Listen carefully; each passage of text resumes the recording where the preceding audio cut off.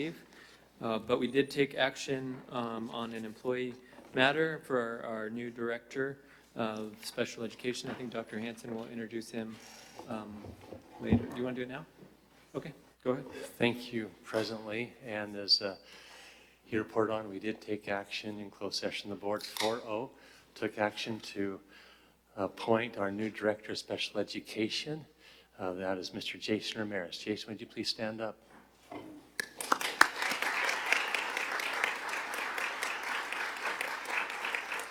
Jason, if you'd remain stand really quickly. Jason has been in special education for 16 years, started out as a teacher for several years, and for the last 12 years has been in Corona Norco at the central office in their special ed department. He currently serves as their director of special education, and he'll be coming over to Riverside serving as our director of special education as well. And Jason, we see that you have your family here. Would you like to have them stand up and introduce them to us, please?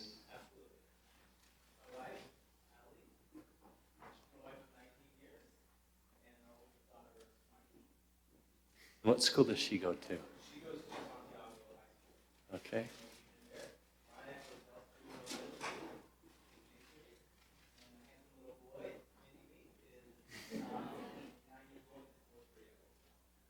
Well, thank you for sharing.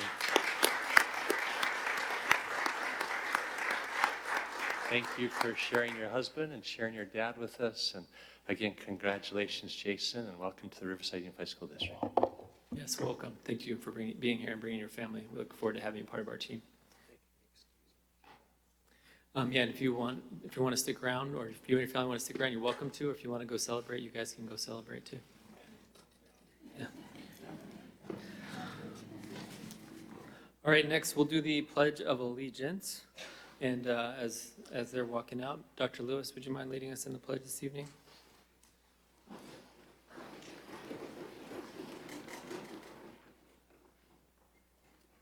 Ready? Begin.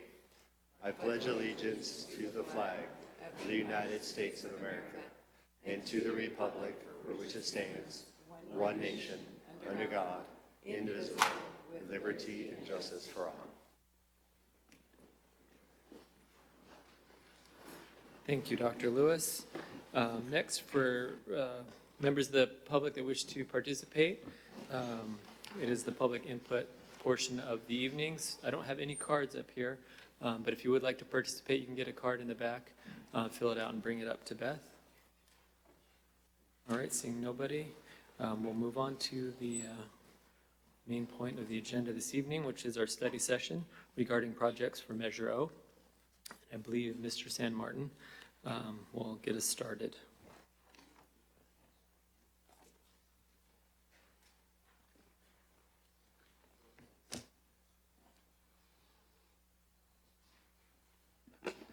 Good evening, President Lee, Dr. Hansen, Board of Trustees. As a follow-up to the last study session back in June 29th, the board asked us to come back and provide you with a list of high-need schools. So what my staff has done, and part of the presentation, is to present to you this new list and also take you through the first and second bond issuance project timelines, looking at school projects and expanded projects.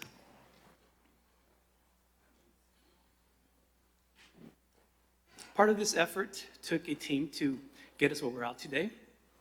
We looked at various data that we have on hand, data that was put together within the last 2 years, data that was presented and accessible during the summer. You can see that we looked at our existing ADA transition plan, our deferred maintenance 15-year plan, our facilities life cycle database, and so forth, all the way to even projects that are mandated by the state and they're also falling under the uncertified status. We also looked at different resources, the analytical hierarchy process, the Planners International Council information, facilities condition index that the LUSD uses, our GIS information system, and so forth. Our team was made up of our staff in the planning and development, our maintenance and operations development, and also our partners like our CMs and our architects and our facilities consultants.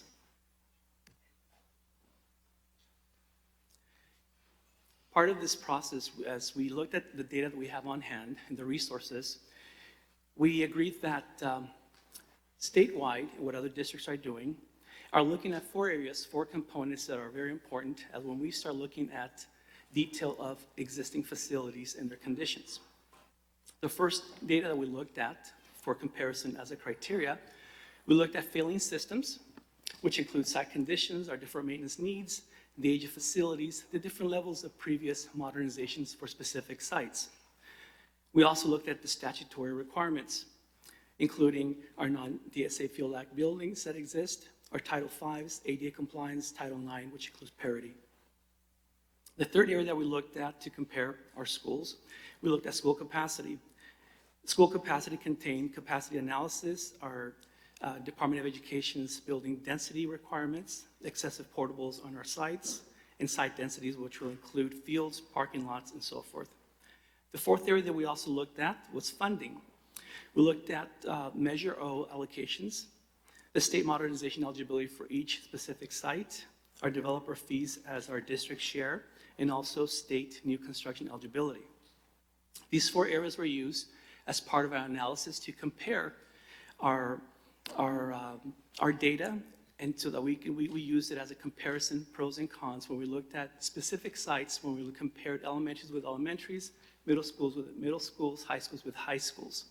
The data was looked at, again, as a snapshot of site conditions, using these 4 criteria variables.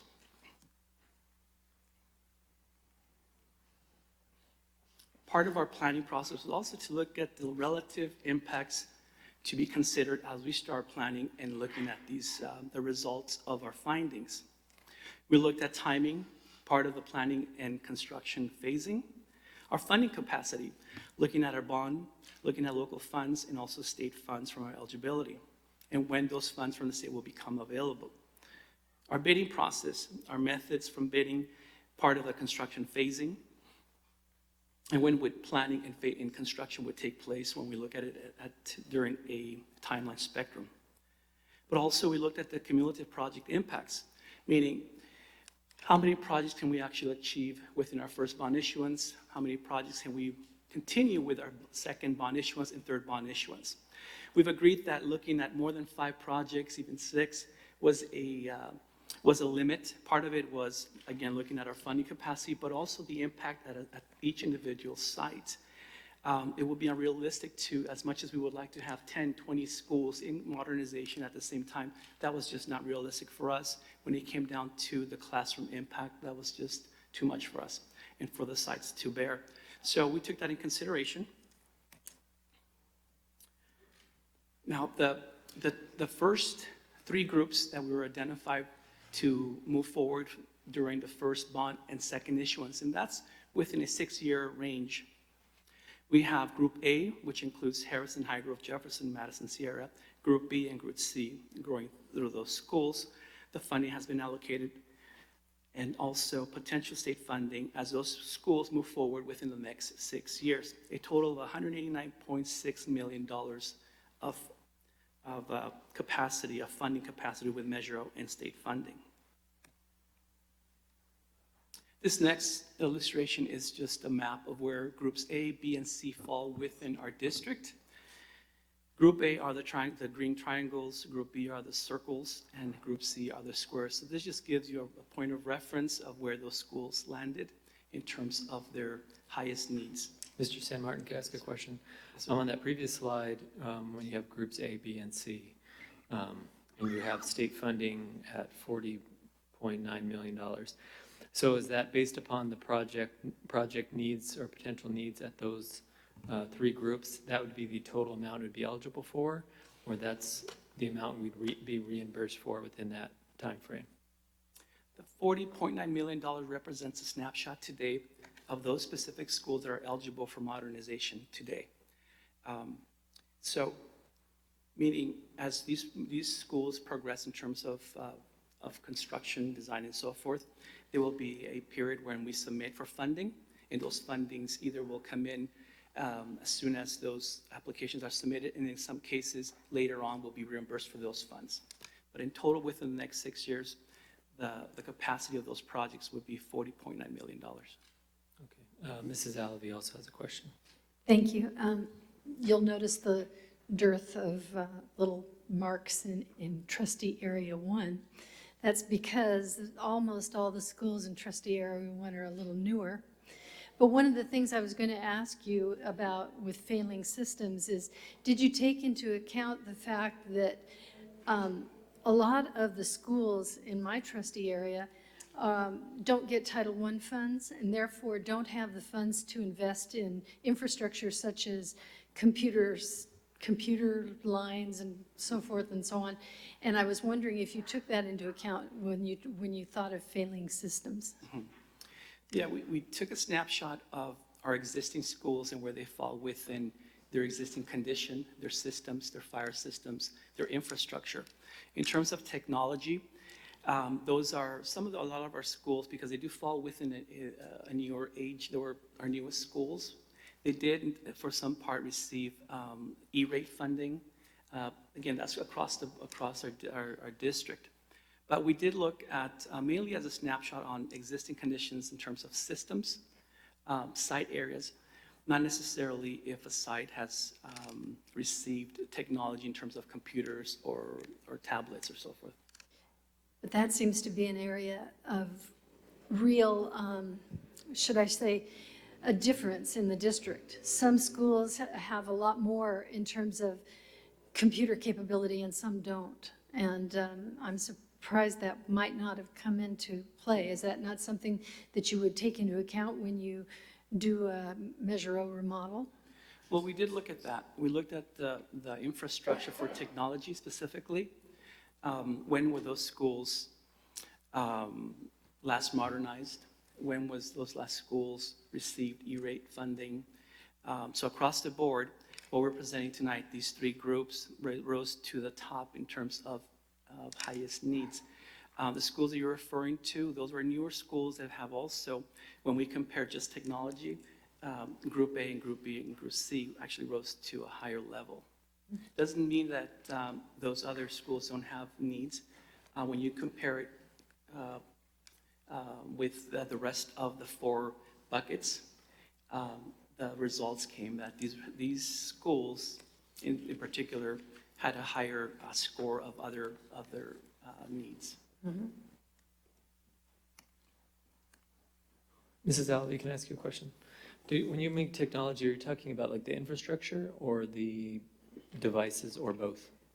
The infrastructure, the actual, apparently, and people correct me who know much more about technology than I do.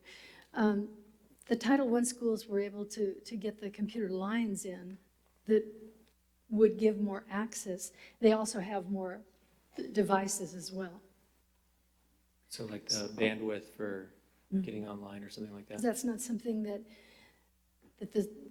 some of those other non-Title I schools have access to, but the Title I schools can use that monies for that reason.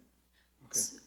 If I may, for Title I schools, when they receive the allocation annually from the restricted dollars, it's mostly have been spent by school on devices and maybe servers or projectors or things that are outside of the walls.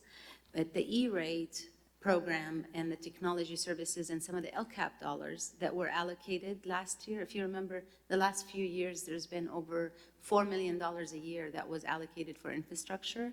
And through the Department of Chuck Szilagyi, they have actually worked. All of the schools and the ones that have not been touched yet are scheduled to be finished also. So the actual infrastructure, we realize that not all the schools are at the same level of E-rate to receive the infrastructure. So through the LCAP process, there was dollars allocated to make sure that the schools are at the same level when it comes to connectivity and infrastructure.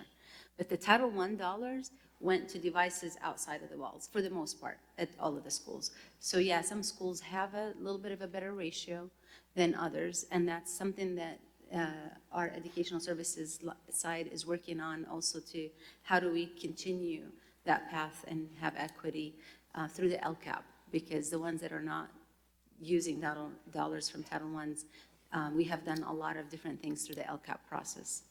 It's just something that has come up time and time again when we tour schools, that certain schools don't have the capability that other schools have. And I hear that a lot, that we're not a Title I school.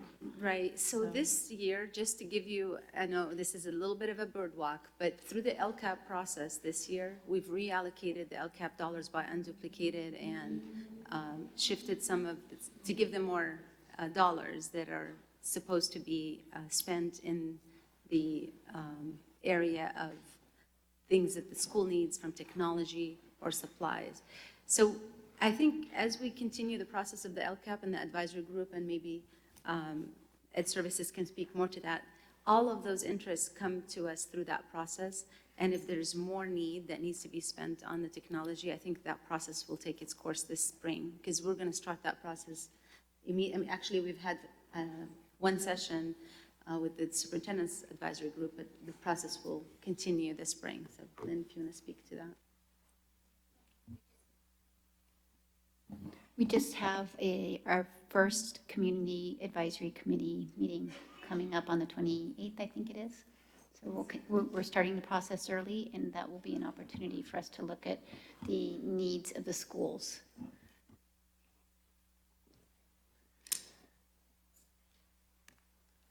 Okay. The next set of groups are D through H. D group would also start the planning phase during the second bond issuance, but would start the construction phase in the third bond issuance. Group E through F and G and H will have a different bond issuance, which you'll see in the next slide. There's a timeline of where those kind of fall. This next slide shows that timeline. You'll have on the top left corner of that slide your A through H groups and the number of schools that fall within those groups. The yellow areas are the planning phase. The blue areas are the construction phase. So for the first bond issuance, you'll see that groups A through H accumulates about $85 million worth of funds from our first bond issuance of $100 million. Group A starts the planning with Group B. Group A would start into the construction, but Group B would start after we sell bonds in the second bond issuance. Group C falls in the second bond issuance, the planning and construction. Group D starts the planning side of it and awaits till the third bond issuance start construction, and so forth. Takes us all the way down to Group H. Mr. Kakish? I just wanted to bring to the attention of the board that the issuance of the bonds is flexible enough for us to go and accommodate this schedule through 5 issuances if we need to. As you know, we've only issued the $100 million because we have projected to spend that within the first 3 years, and we wanted to make sure that we adhere to the regulation of spending the money within that timeline. We left some dollars on the side as far as capacity for bonds, and we will be able to make our second issuance a little bigger when we're ready and have designed the schools. So that was done on purpose. The only difference between this and the previous session is that we have not necessarily utilized the dollars from the state in the first 3 years. That's because some of the eligibility comes after that, and we will secure that through reimbursements in the future. In this same slide, you'll see that there's $50 million left outside of the Group A through H, which falls within the expanded project areas that we can talk a little bit more on the next slide. So the balance of the $50 million for the first bond issuance, as you, throughout this process, the board has also seen in the last bar study session, the priority of our STEM high school as being a priority to move forward. But we have these other projects too that have risen to an interest from the board, things that have come up that decisions would need to be made. How do we start in the planning phase of it? Which projects can we move forward when we start looking at the timeline and when the next bond issuance will pick up those specific projects to get into or enter into construction? So again, this is just the first 3 years. Within the 3 years, if we move forward with existing schools as the recommendation. It leaves $15 million for us to do the expanded projects, which we know $6 million of it is, in a way, have been committed through our agreement with UCR, through the signing agreement. But what we would like to hear from the board is, there's another issue that actually we've also made direction on, is the King High School parking last time, which is about $3 million. And this is a very conservative figure. It could be less than that.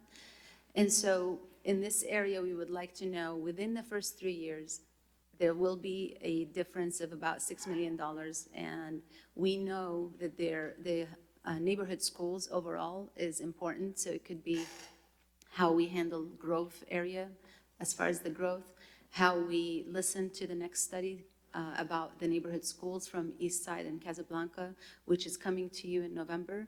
So between all of the neighborhood schools, including even Lake Matthew capacity, we would be able to allocate some of those dollars depending on the priority of the board and the direction at that time. If that's the direction, we would move forward that way. If you believe that we need to reallocate somewhere else, that's the direction that we'd like to have today. Mr. Hunt? Thank you, Mr. Lee. Just a couple of questions. First, just going back to your A, B, and C. I'm sorry I didn't catch this the other day, but, you know, deprivation is relative, so I know we've got needs all over. But it seems to me that Fremont, how did it fall all the way to C? There seems to be so much need over there, and it doesn't start till 2022. What was just your basis, or can you go into your basis on Fremont itself? Sure. Fremont has a great need, as all these schools do. Part of the process that we use to compare and to analyze which groups would fall higher, Fremont would be touched within the first six years. Now, why didn't it make it to B or A? Part of it was the data that we have available as a snapshot in comparing those variables. Other schools moved up. So that's really where it ended up. Now, I know in the last study session, the board made some comments that Fremont, even though there's some higher needs there, perhaps there may be a future need for Fremont being relocated or being built somewhere else. So this in Group C gives us that at least that timeline to analyze that as things progress, and we see how the north area grows and how that expands and evolves. Gives a little more time to plan that. But Fremont will be touched, or we at least start the planning process within the first bond issuance, and then going to construction in the second bond issuance. Okay. And going back to the list we just scroll down, the recommended 26 million. Now it says planning, but really for the high school, and I support the King High School parking, that's really planning and development, right? You're looking at this slide here? Look at that slide, yes, sir. Okay, yeah, this is just the first bond, within the first 3 years of the first bond issuance. I understand, but it says estimated project planning cost. It's actually, for King High School, you're right, it is actual planning and development. Okay, so then what is it for, so long as we're there, what is it for High Grove? It says, is that a study, is it planning, or is it For actually High Grove, it's replacing? just the price of the property to secure or site acquisition and testing and all of that. For a second site, right? So maybe I And can then- go through each one, is that? Okay, well, yeah, if you wouldn't mind, just kind of articulate those, because they're not planning, they're a Okay. little bit different. Okay, So High Grove area would consist of securing the land, which also would include the planning and site analysis due diligence. That's the $5 million. The King High School parking lot would include the planning, but also the construction. That's the only anomaly on this list. Lake Matthew would be part of the planning to get us through, if we need modular buildings or permanent buildings, the extent of the capacity that we would need to include either at Lake Matthew or the Harrison area. Part of the CFDs that have been developed and formed, CFD 32 and 33, and there's some other ones that are coming down the line. Middle College is just the planning to secure either a piece of land or to move into some schematics. Neighborhood schools, that's also includes securing land and the planning. And the SEM High School would be part of the due diligence, environmental planning, and going into construction documents. Not in construction phase, but construction documents, getting them approved with all the stakeholders. And on that latter one, what's your timeline on that? This is within the next 3 years. 3 years, okay, 3 very years. good. Thank you, Mr. Lee. Okay. Thank you, Mr. Hunt. Mrs. Alabi? Yes, what I want to talk about with the board is the subjectivity of this, of the emphasis that is placed on each of these areas, these guiding variables. You could have placed more emphasis upon school capacity than statutory needs, but they chose not to. They chose to make that weight less, with just a slight variation of the difference that they could have put on this. You could have a completely different list. So the question is, do we like the way they've weighted this? If you could tell me the percentages again that you have for each of those areas, that would help me. Sure, give me a second to grab those. It was 25% for failing systems or something? And maybe No, remind us how you came up with those percentages. So for statutory, it's 24%. 24%. Funding is 4. Failing systems is 62, and school capacity is 10. So if you'll recall, when we set criteria at an earlier time, we talked a lot about capacity, and we talked a lot about portables and schools that were built too small for their current populations, and therefore half of the kids were in portables most of the day. However, when they came up with guiding criteria variables, they only gave school capacity 10% of the weight. My thing is, if you changed that even by slightly, you would come up with quite different statistics. Your list is going to be very different. So the question is, do we like the way they've weighted this? And I'm not sure I do. Mr. San Martin, can you remind us all, because Mrs. Ali said they, and I don't think she was referring only to RUSD, but how these percentages came about? Sure. There's, in each bucket or each area, there is a more detailed category. If we look at capacity, for example, the capacity analysis will include also enrollment, but also physical conditions of the site, the state requirements in terms of building density. I think that detail is good to share too, but I think my question is more in reference to, is this standard practice, these numbers, or are these numbers that you three sat in a room and came up with? Sure. Well, let me go back to the last study session. When we presented to groups 1 and group 2, the focus was on, part of the criteria was to bring you schools that have the largest number of portables at their sites, which had to do with capacity. That brought us a different set of data in a list of schools. The criteria was also funding those schools that were eligible for state funding today, and how can we secure those funds. Now, the way we looked at it now, the focus has been with the variables of highest needs, egregious conditions of our existing sites. So that, the weighing of those 4 groups and their subcategories, we use the hierarchy and analytical system to weigh those. So for example, is funding more important than repairing fire alarm systems? Well, fire alarm system has a higher criteria, higher numbers of scoring than having funding available today. So in those details, capacity of a site has a certain number of portables. Is that more important, having portables, than a site that is not ADA compliance in the restrooms and so forth? So when we get into that level of detail of variables, comparing those areas, filling systems, that criteria had a larger number. If we switch that, then you will have, like I agree with you, you will have a different list that may not focus on existing conditions and higher needs of our schools. Sorry, maybe I'm not articulating my question very well. Are these percentages used only by RUSD, or are they used by districts across the state? These percentages are subjective, depending on how we look at the data that we have on hand. So when we started looking out at reaching out to other school districts, organizations, and what are they using in terms of vetting or comparing schools, and which schools, or prioritizing schools, which schools you move forward when you have a bond program like ours at that level, how do you determine which schools move first? Well, typically what they use is basically just the standard is which schools are eligible for state modernization in the age of the school and number of portables. So across the board has been, they do that when we reached out to several districts.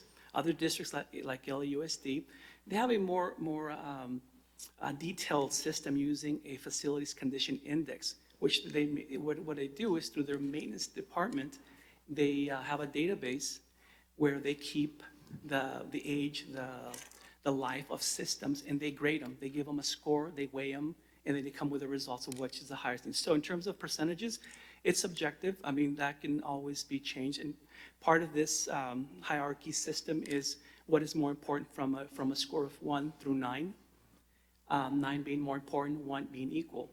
So if funding is the same, has the same, failing system has the same score of school capacity, it will be 1, they will be equal. In this case, failing systems will have a higher score, which how those percentages ended up with a number of variables. If we add more variables to compare, the percentages will then be spread out a little bit more. The data that we looked at just really dictated the amount of comparisons in detail, which gave us those percentages. But the scoring system was made up, the scoring system was determined by not just RUSD staff, but partners as well. Yes, on my staff, planning and development, our department, we looked at it. We reached out to other organizations of what they do, comparing what other districts do. And again, it's not a right and wrong. There's different methods, different approaches to compare systems and variables at the level of comparing elementary with another elementary. It's there's many approaches. This is one that we took that was at least that touch on these 4 main groups. Again, we can go into much, much deeper areas and get into some detail of comparing door hardware with door hardware. I mean, we don't want to get to that level. So it was, even though it's a macro level, it does have some micro detail that we looked at. The best example is what LAUSD did. They have a billion dollar program, and what they did in order to put a system in place to compare their schools and which projects move forward. We try to use the same thing. We have it through our maintenance and operations department of having a vast data, our systems, their age, and when they need to be replaced and so forth. So that took part of how these areas were scored. Thank you. Dr. Farouk. Thank you, President Lee. My question is for Mrs. Kakish.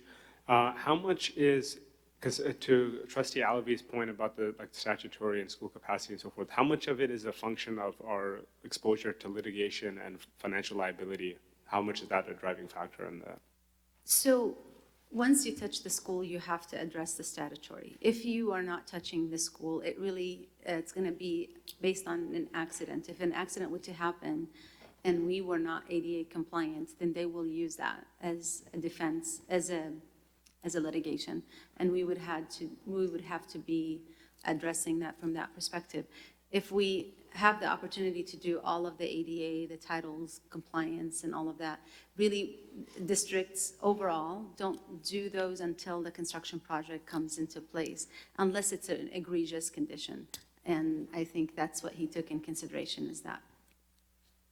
But it's based on accidents, and if an accident happened and we're not ADA compliant, it just exacerbates the actual lawsuit. Anything else, Dr. Farouk? No. Mrs. Lock-Dawson? Thank you. So the extra projects that you've identified in the 15 million, the expanded projects, I think is what you call them. So those don't appear to have been subjected to the weighting, right? This was just stuff that were kind of left over that were extra. Okay. That could be a problem, just because they sort of, we're subjecting all the other projects to weighting to be fair. And then it's sort of like these jump ahead. So I think we're going to need to deal with that a little bit, and I'm not sure how. Can I just clarify one thing?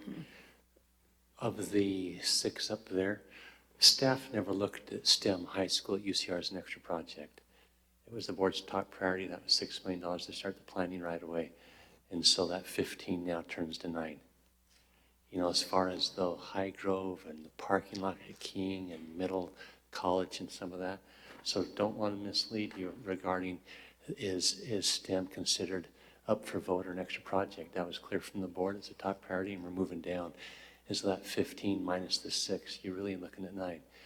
And we have talked to you recently about King High School parking and ways to mitigate the traffic on Wood Road and Van Buren. We've shared with you as we've met with the city and the developers out on the north side. They do project out by High Grove that has a capacity to hold 1,000 kids. Currently it's at 800. But we need another school out in that north end of town, or the north end of the county rather. And to get a property is about $5 million, and we need to move forward. That's going to happen in the next 5, 6, 7 years, where we think that we're going to take and fill up High Grove completely and need to look at another school. And so just to interject, Mrs. Alavi, I just really wanted to input on the UCR. That really is up there as an expanded project, but it's not an extra project that let's do if we decide to, because that train's moving, and you told us as a board, and we are moving forward on that STEM high school. And I understand that. I'm just, like the High Grove, how that came up, and the middle college. I mean, I know that we've all talked about all of them, but it's just, there's a bias. There's a disparity between how we're making decisions. We're not being consistent. So I think we need to address that somehow. And I got to think about it. And I got to think about how we do that, because I don't think it's right to subject all of our projects to something so that we can say we're fair and have them weighted, and then pull out selected projects and say, yeah, but we think these should get ahead first. It's not that I'm against these. I'm just trying to think about how to make sure we're fair in what we do. So if I can just add to that, all of these are projects that don't exist right now. So the criteria that we use to prioritize the existing schools is that is the system that took place, is existing schools. That's what we have, and we were trying to prioritize based on the neediest schools. All of these have not, they're not existing right now. And we know for sure STEM has a priority because we've signed an agreement. We know neighborhood schools has been talked about as a priority. It was in the previous session, and we started a study session. We talked about the study being the priority right now to engage in, to make sure that the board has enough information to decide on the neighborhood schools. So that's why it took spot on the list. By the way, the list is alphabetical order only. That's why STEM is at the bottom. It's just because it's alphabetical. But middle college, we have engaged in conversations. The board priority has been conversation. When we engage in conversations, we really have opportunities to do something with the college, if you would like to address some of the needs that we have in other priorities, whether it's STEM, for example. We have an opportunity to create something that might enhance STEM, and we would like to bring you back some ideas, if that is the direction from the board. And then Lake Matthews and High Grove have risen as a need for new development, and that's always the case. You're always gonna hear about new development in town, whether it's through developers or the city doing some changes, and they take precedent into the board considering that. Your direction could be in the High Grove area to increase capacity to Harrison. It would change to what we do when it comes to that. So they're all time, except for the middle college. Again, it's a conversation, and it's only $1 million, but the others have risen as things that the board have told us they're priorities. Can I just piggyback on what Ms. Kakish said?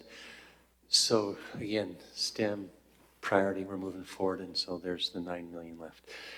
The study on neighborhood schools from Tom Cavanaugh, who talked about that here with the board a couple months ago, we're going to come back and present that to you in November. So we're about 8 weeks away, right? I mean, September, October. And the other things on there, if you took STEM off, there's nothing to say we can't wait till we hear that full study. They're going to really know about the neighborhood schools in the two areas that we've talked about. And you're talking about purchasing land. That's the same time you're having a conversation purchasing land up in High Grove. Same time you're talking about if you're going to, we changed some attendance areas up there at Lake Matthews to push the kids down to Harrison. We're eventually going to have to do something for Harrison, but as we look at the county and the permits that have been pulled, we have 8 weeks to slow down. But I just want to give you the big picture, and Mrs. Kakish is exactly right. The priority of the others are existing facilities. We have these 15 million left in this first issuance. UCR STEM will continue. We could wait, it's an option to the board to wait till November, to wait for that neighborhood schools, and we have a more clear picture, then we decide, okay, what's next then? Is it High Grove, or is it neighborhood school, or is it to do something with the parking lot that we hear a lot about? So I just wanted to let you know that you have that option too. I guess I would maybe divvy up or divide out, or maybe it's a nomenclature thing, but, you know, STEM high school was a decision prior to Measure O, right? I mean, we decided that, so, or it was a board decision, so maybe it shouldn't be in expanded projects. Maybe it's pre-decisional or already agreed upon or something, to pull those out. And just because then you take them out of the whole, they're kind of not on the same plane or playing field as new things that are coming up. Do you see what I'm saying? These were things we had great discussions about and went to great deal of planning about, and then some of those other things are just, oh yeah, by the way, we need this, you know, or it's come up. So, I don't know. We can separate the list to say things that the board made decisions on and the ones that have not been done. Yeah. That would be King High School and STEM Still going to leave you with the same projects. High School. Yeah. So there's really just $6 million left. If the board agrees that that's the group of existing schools that moves forward, then there's only $6 million left for a neighborhood school / High Grove neighborhood school / expansion at Lake Matthews. All of those kind of come as a bundle when we talk about neighborhood schools, because you'll hear some of the effect of having to reduce the busing. You'll hear the effect of that on the other schools, and it should be part of the same discussion. So if the board directs us in that manner, we would kind of hold the spot for the $6 million until you hear the study session. Okay, and I do want to go back to Mrs. Allaby's comment regarding, are we okay with the weights that were assigned to the categories? So I think that is 60% a good weight to apply? And it was subjective, right? This was something that you just kind of came up with after having researched other areas? Okay, so it was 60%, and tell me what the other ones were. I know you just said it. 62% for Failing systems, failing systems. 24% statutory, Could you say that again? I'm sorry. How much? 62% failing systems, 24% statutory. School capacity was 10% and 4% on funding. And the 4% is really, you're not really compromising necessarily on funding, you're compromising on cash flow. So it's a matter of us adjusting how we do the projects in a way where we manage the cash flow, but eventually we'll get to the funding. Anything else, Ms. Locktowson? Okay. Quick question, and I'm going to go to you, Mrs. Alavi. So the 15 million that was left for these expanded projects, that was based upon what was left over after completing projects A and B? Yeah, this is part of the first bond issuance, the first 3 years. So the projects that you see here would move, those that wouldn't move within the first bond issuance, we will pick them up in the second bond issuance or third bond issuance, depending on how the board approves and how the projects evolved. But based upon at least this presentation and the timeline, for the first issuance, the first 100 million, through planning and construction, we're going to get through groups A and B based upon this proposal. Right? And the planning for C. It will be group. That's not on this Oh, no, item. you're right. So that 85 million covers for A and B, so that's how you got the 15 million? Correct. Okay. All right, sorry. Thank you. Ms. Alavi. I just wanted to remind the board about our study session at the Casablanca Center, where we had priorities set up. I would tell you that right now, we have just flip-flopped them. And I don't think we're consistent. I agree with you, Mrs. Locktowson, because if you will recall, in those priorities, we did put capacity a lot higher. So somehow, we've kind of tweaked this. There has to be a middle ground between leaning towards all funding and capacity versus all failing systems and statutory. So you've got to get them up with a better balance. I don't think 10% for school capacity is enough. I really don't. And it goes against the priorities that we have set previously. Mrs. Allaby, we did at that meeting, I recall the same thing. And then when we revisited at another study session and we got the results of those priorities, we had the discussion regarding how much emphasis we want to place on portables based upon how we came up. And what we found was a lot of the schools that did not receive as much money in the previous bond, and the schools that had the greatest need, we felt that as a board, because we all talked about it, that we wanted to place more emphasis on that. I And know so it. that's how I we do. ended I up. was there. I So I don't think totally it's a remember that. flip-flop, because we talked about it since that previous discussion with the priorities. It's not just a question of portables, though portables come into it. It's a question of campuses that were built for a much smaller school population than currently exists, and all the density issues that go on in the campus.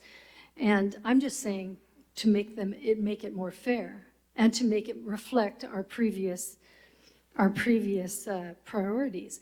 And when you put it down to 10%, you've practically eliminated it. That's what I'm saying. I'm not saying that you need to make it the highest priority. I'm saying you should have a sort of an equality about it. And I think what you've done is you've taken it from the top of our priority, which is not right, to the bottom of our priority, which is not right. Mr. Hunt? Yes, it's totally what Ms. Allaby is saying. I agree in that it's what we, in the end of the day, it's what we told the voters in the ballot. Number one thing we said was we're going to fix leaky roofs, so that's faulty systems. Now, I guess in a way statutory falls in there too. We didn't say that, but that's something whether we say or not we've got to handle. But we did say we're going to go after modulars and portable classrooms. So I don't disagree with Ms. Allaby that the 10% is a lower number. I think it's a little too subjective that way. Under this list, let me just make sure, Mrs. Katish, you were talking about High Grove and neighborhood schools. Please don't mix those two.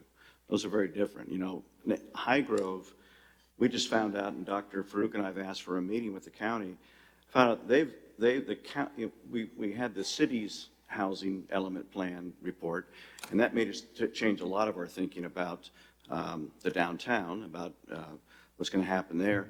I think we're going to find out when the North area report comes out that Rick Engineering's doing, that we're going to look at Fremont much more seriously. It's going to become an acute situation. In High Grove, we knew the Spring Mountain Ranch we reported last meeting is coming forward. We just found out that, and we just didn't look at the county plan. The county plan has 100 acres just across the street from the current elementary school, that 25% will be commercial, and 75% is going to be high-density residential, or 75 acres at 30 to the acre. If I do my math, that's 2,250 units.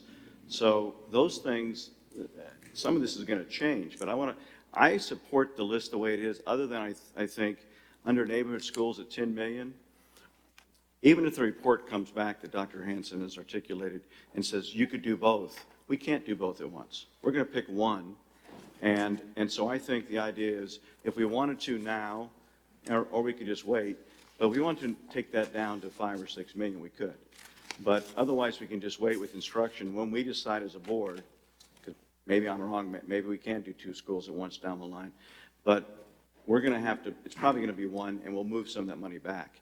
But I support the list. Other than the neighborhood schools, I think it's a little overinflated. But we definitely, things like King parking were not on the original list, but that is an acute problem. Prior in the district built that school close to the intersection. I don't think a lot of people knew that area was going to grow the way it is. That's a nightmare up there, and it's become not just a traffic hazard, but a safety hazard, and we have to look at that.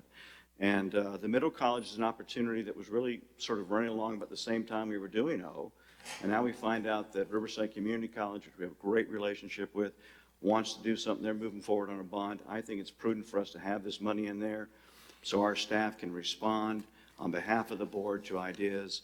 And of course, we have that commitment to STEM. We need to keep that and keep proceeding post haste. So, but I am concerned, just going back, that our weighting perhaps doesn't, and you tell me, Mrs. Kadish, when you thought you were very much involved in the bond, you saw the language, you helped pull it together. I'm asking Dr. Hanson too, do you feel the weighting program that you put together here meets can you defend it against what the ballot statement said? I'm not accusing you either way, I just want to see you do that. So I look at the whole bond as the term of the whole program. And so over the term of the program, what we are bringing to you as a recommendation, you'll be able to stand in front of the community and say, we have addressed the need in our schools, and you're going to have the opportunity to address the portables. So I believe over the term of the program, you can assure that to the community. Now, as far as timing, when does that take place?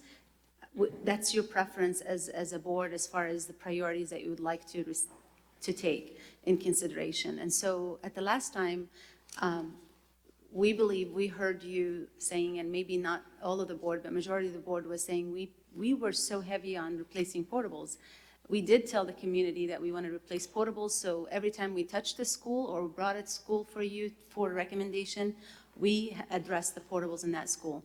But it might have not been the right method. It might have been that we should have probably slowed down and addressed the need and have a balance of both. So what we are bringing to you is more of the need in the schools, which is the need of the existing buildings and the need of the current portables, and not necessarily replacing all portables. So it is a different way, but it's an emphasis of priorities depending on what, and it is all subjective as far as not, for example, one other was maximizing funding. Maximizing funding now meaning you have a better cash flow to have 9 schools versus 7 schools or 8 versus 6.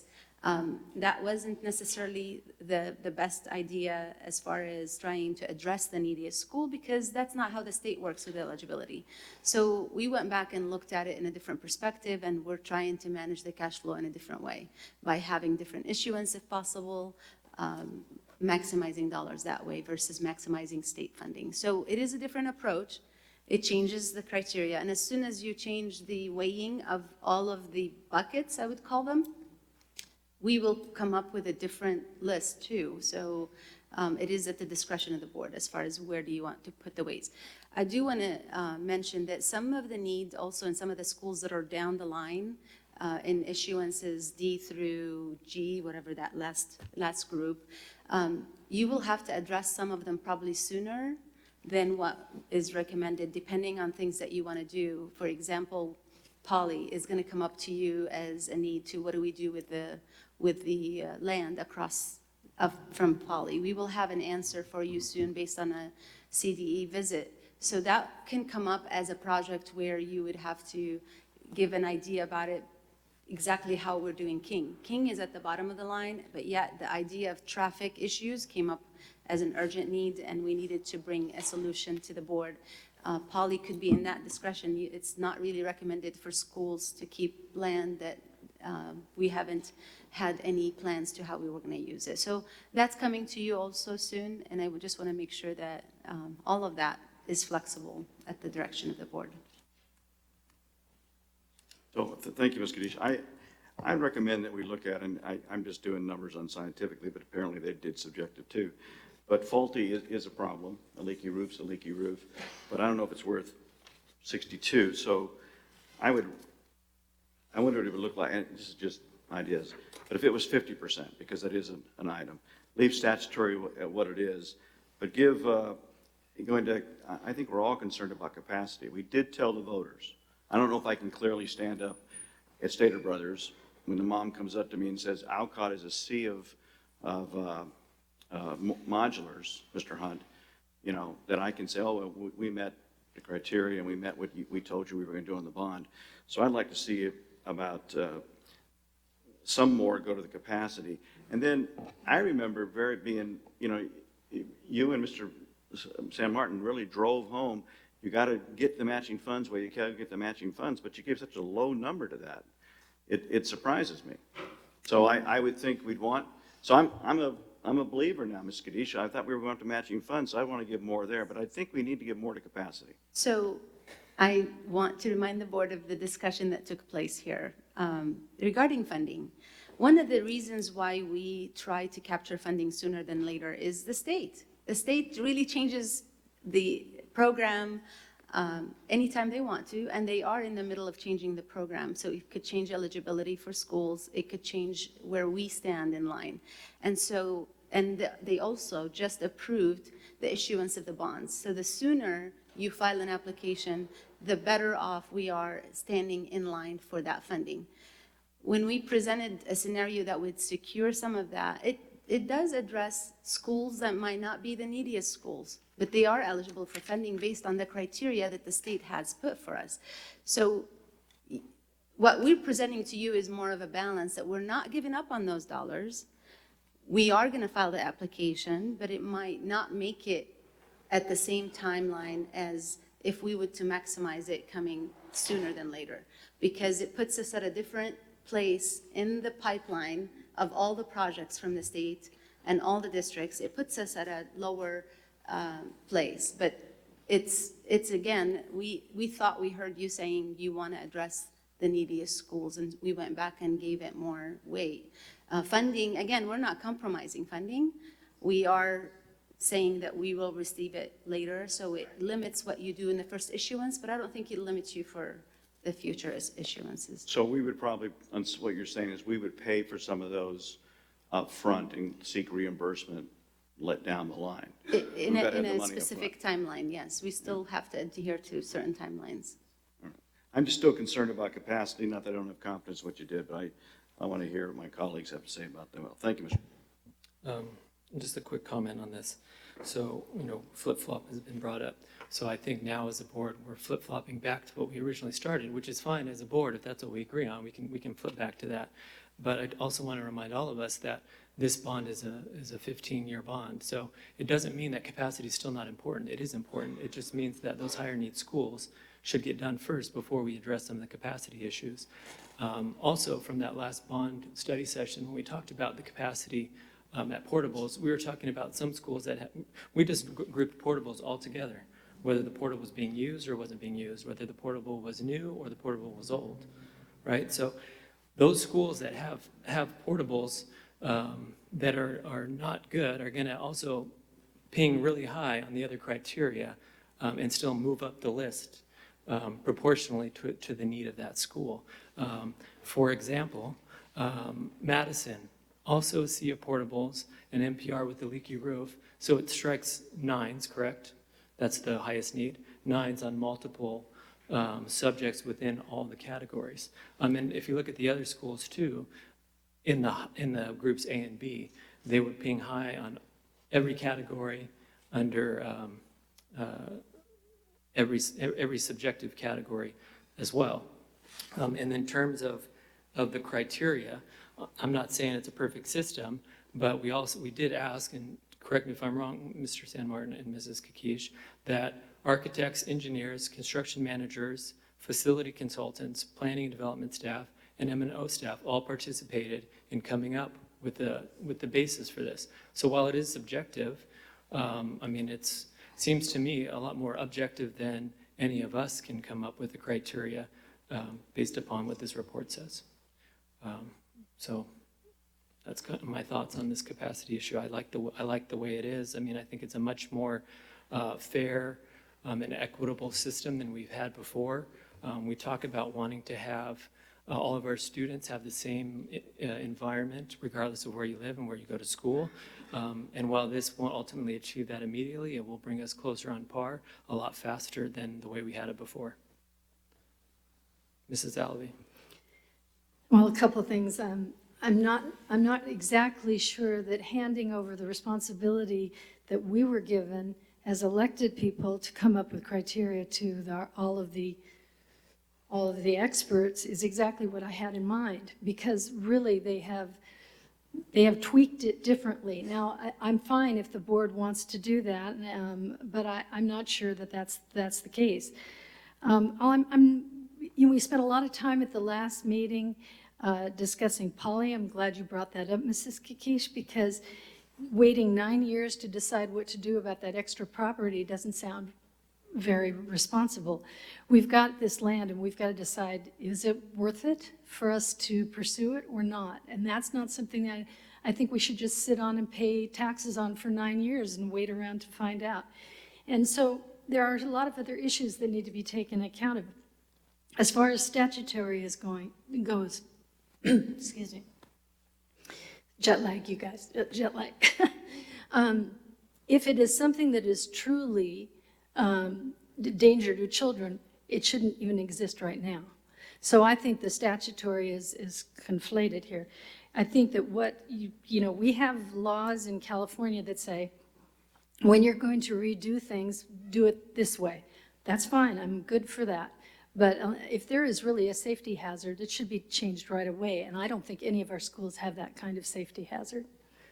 I don't think any of our schools have a fire alarm system that isn't functional. If there are, I'm appalled, and you should do something about it tomorrow. So I think that that's overstating the statutory area. I just think that all I'm saying is I think there should be a balance of it, and I just don't think this is indicative of a balance. Dr. Farouk. Thank you. So I just have a few comments. So regarding the statutory comment that you made, Trustee Alabi, I think logically that makes sense. My only concern is that sometimes the basis of litigation, or when people go after it, it could be based on a technicality, that the fact that we maybe did not prioritize that or address that, even if the incident can't be directly attributed to the issue necessarily. I mean, it becomes, I think, a gray area. But I'm not trying to necessarily defend the way that the percentages have been appropriated. I just think in California, litigation is something that people go after districts and different entities for all kinds of things. Regarding the broader issue about the percentages and so forth, my concern is that if either we're going to go with the process that the administration, Sergio, what you've provided us, or it can't be something that we arbitrarily just propose percentages on our side. I just think, even if we're going to consider that, which I understand your point about our governance responsibility, we have to have a methodical, legitimate process of what the basis of our determination would be. And so unless somebody has that, and I'm not saying I'm opposed to it, I just think that it can't be based on just us just tweaking percentages around personally and then just doing a poll between all 5 of us. I just think the amount of due diligence involved in what you guys have done in the background, if we're not factoring all that information, and these are not our main core competencies, I just think we have to come up with some kind of methodical process. I would just say that. And lastly, I want to make a comment about the neighborhood schools. So a couple of things. One is I want to remind the board that this was outside of the STEM school. This was ranked number 2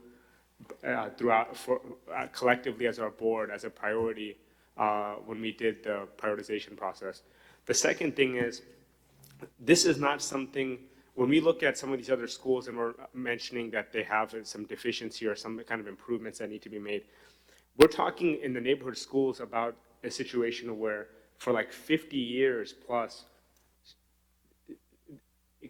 communities that are disproportionately, disenfranchised, low income, very high percentage of minorities have been they've been bearing this burden of the busing 40 minutes potentially each way.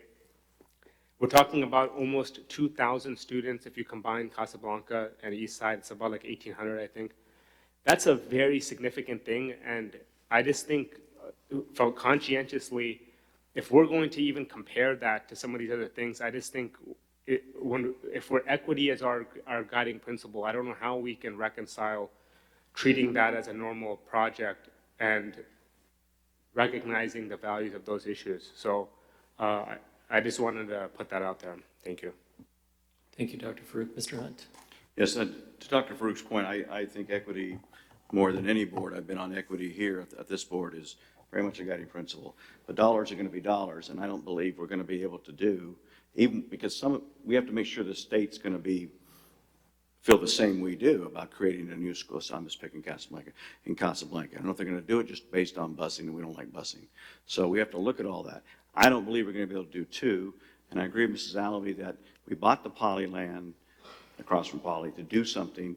Poly's pretty far down the line to do something, and so this may be a real sand in the gears, but I would think that we could take neighborhood schools and change it to 6 million and put the other 4 in to move forward on the Poly land across the way, the plan that I think you've shared with each board member. That would also then trigger, you would need to tell us, because right now Poly's in about an issuance about 15 years from now to build their gym and their other classrooms. So I'm just throwing that out there for an idea. I'm not making a motion, but I'd like to hear what my colleagues think. But I don't believe under neighborhood schools, and you know, Dr. Farouk, I've supported them and supported them a long time before you were here. I've been concerned about the busing as well, but we have to know what a family can spend. We won't be able to do 2 of them. I think the next bond's going to have to do the other one. We're going to have to decide. I think we'll end up deciding we'll have to pick between the twins which one we want to do, and that's going to be tough. But we're going to have to do that and let the next bond settle the second question. But we do need to do, as we're doing with the King land, we're solving a great concern there with utilizing that property properly for traffic concerns, which are very unusual of any of our schools. One of the busiest intersections in Riverside, and we built a school almost on top of it. And I think we've got to do something about Poly. Poly is a capacity built for 1,600, 26 plus 100 there today. No lunchroom. You know, we've got to do something about it. So I'd like to have considerations of that. After your debate, if you want to come back to me, I'll be glad to make a motion if you think there's a need. I don't think we're making any motions today. It's not an action item, so it's just discussion for the study session. Dr. Hanson? I think they want to get direction from us, correct? But Your direction would start the process, and the process would mean spending planning dollars on the projects that are presented to you. we're not, according to the agenda, making any It's just a action study items. session, but that's, what happens is we spend some of those dollars or we issue contracts to start the process. And we would. And then it comes back to you Correct. for discussion when it comes to the design and all of that process. Then Mr. Lee, then I'm saying is that if that's the way it's going to be, allow me to splice Go ahead. back in. And Go ahead. that I would recommend reducing neighborhood to 6 million, because I believe that's going to, at the end of the day, we can't do 2, and that's the only reason I love it, and I'm passionate about that, but I believe equity can only be done by this board in this first bond with 1, and then that capacity of Poly is needed, and I'd move 4 into an outline item for Poly. That's where I stand. Right. And I don't necessarily, can I continue on that thought, Mr. Hunt? So my only concern with making decisions about whether we're going to do 1 or 2 neighborhood schools is that we don't have that study back yet. And so I think once we have that study, we can better determine whether or not we can do 1 or 2. Because I know at least in the initial planning, we set aside enough money, right, to potentially do 2. Obviously, if we do 2, it's going to limit other things, but we don't have that study back yet. Right. And when are we supposed to get that back? November. November, okay. Our timeline so far is November. And then the same thing with the Poly land. Like, I don't disagree. We got to figure out what we're going to do with it. I mean, we spent a lot of money on it, but we also don't know what we can do on it. So what are we going to set money aside for? So I mean, yeah, isn't that something that we can, if we find out, hey, we can do whatever we want, then we could reprioritize dollars that yes, could be within, spent sooner rather than the 15 years if we wanted to do it in the first bond issuance or the second, we could do that, correct?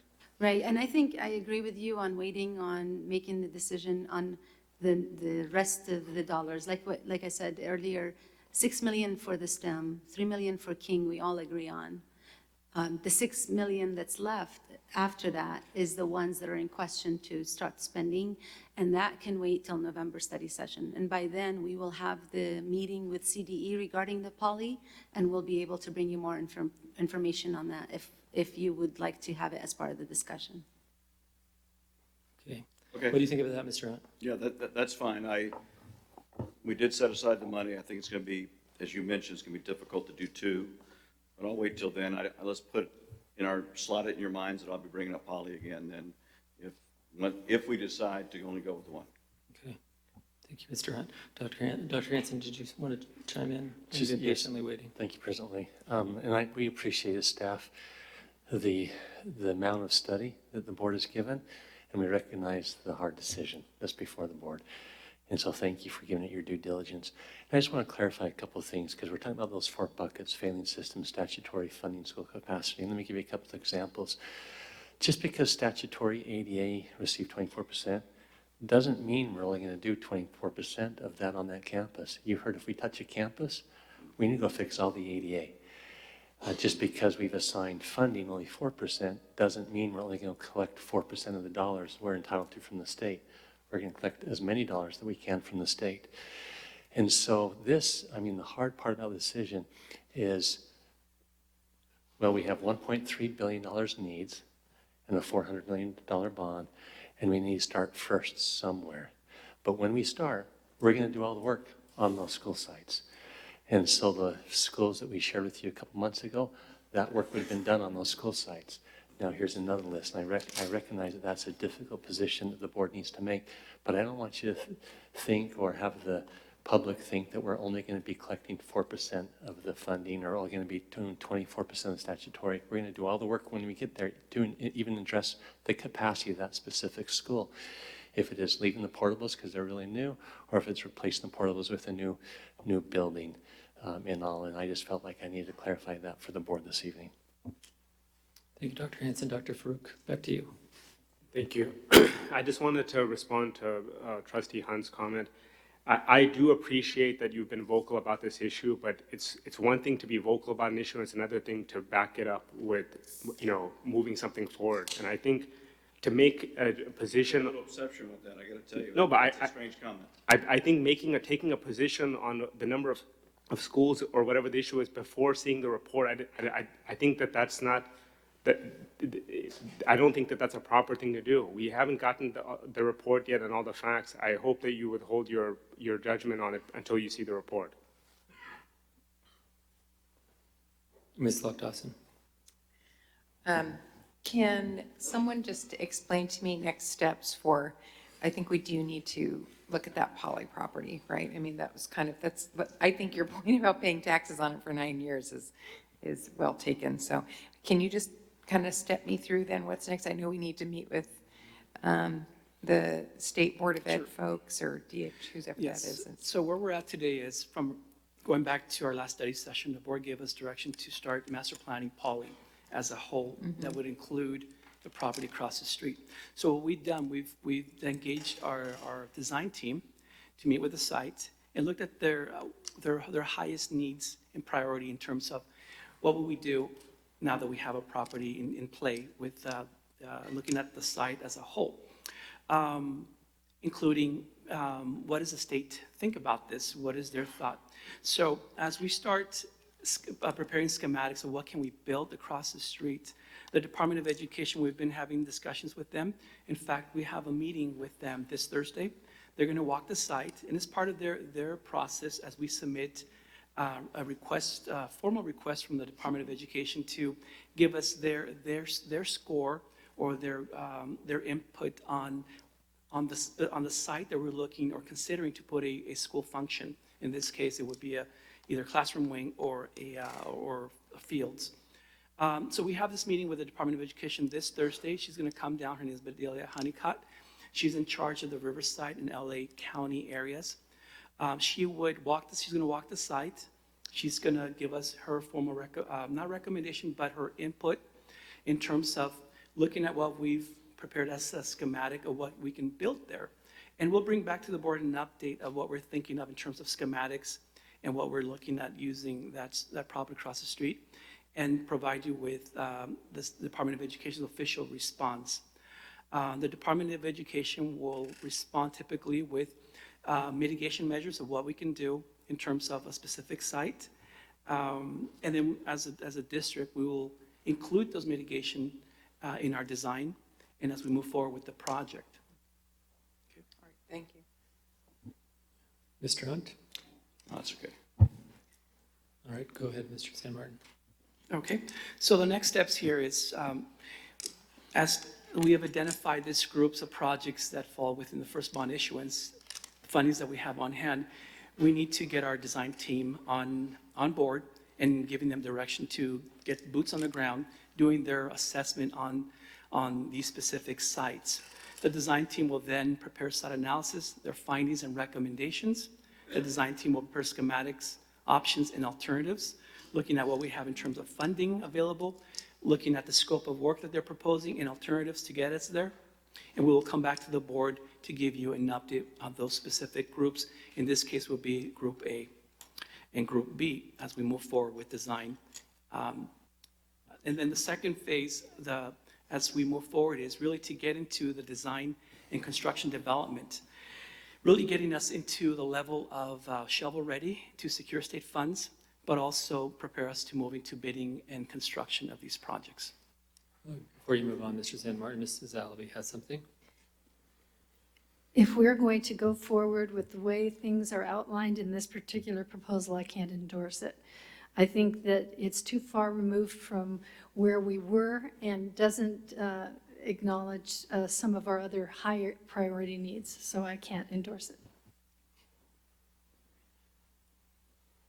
How does the rest of the board feel? Is there more slides, Mr.? No, just discussion.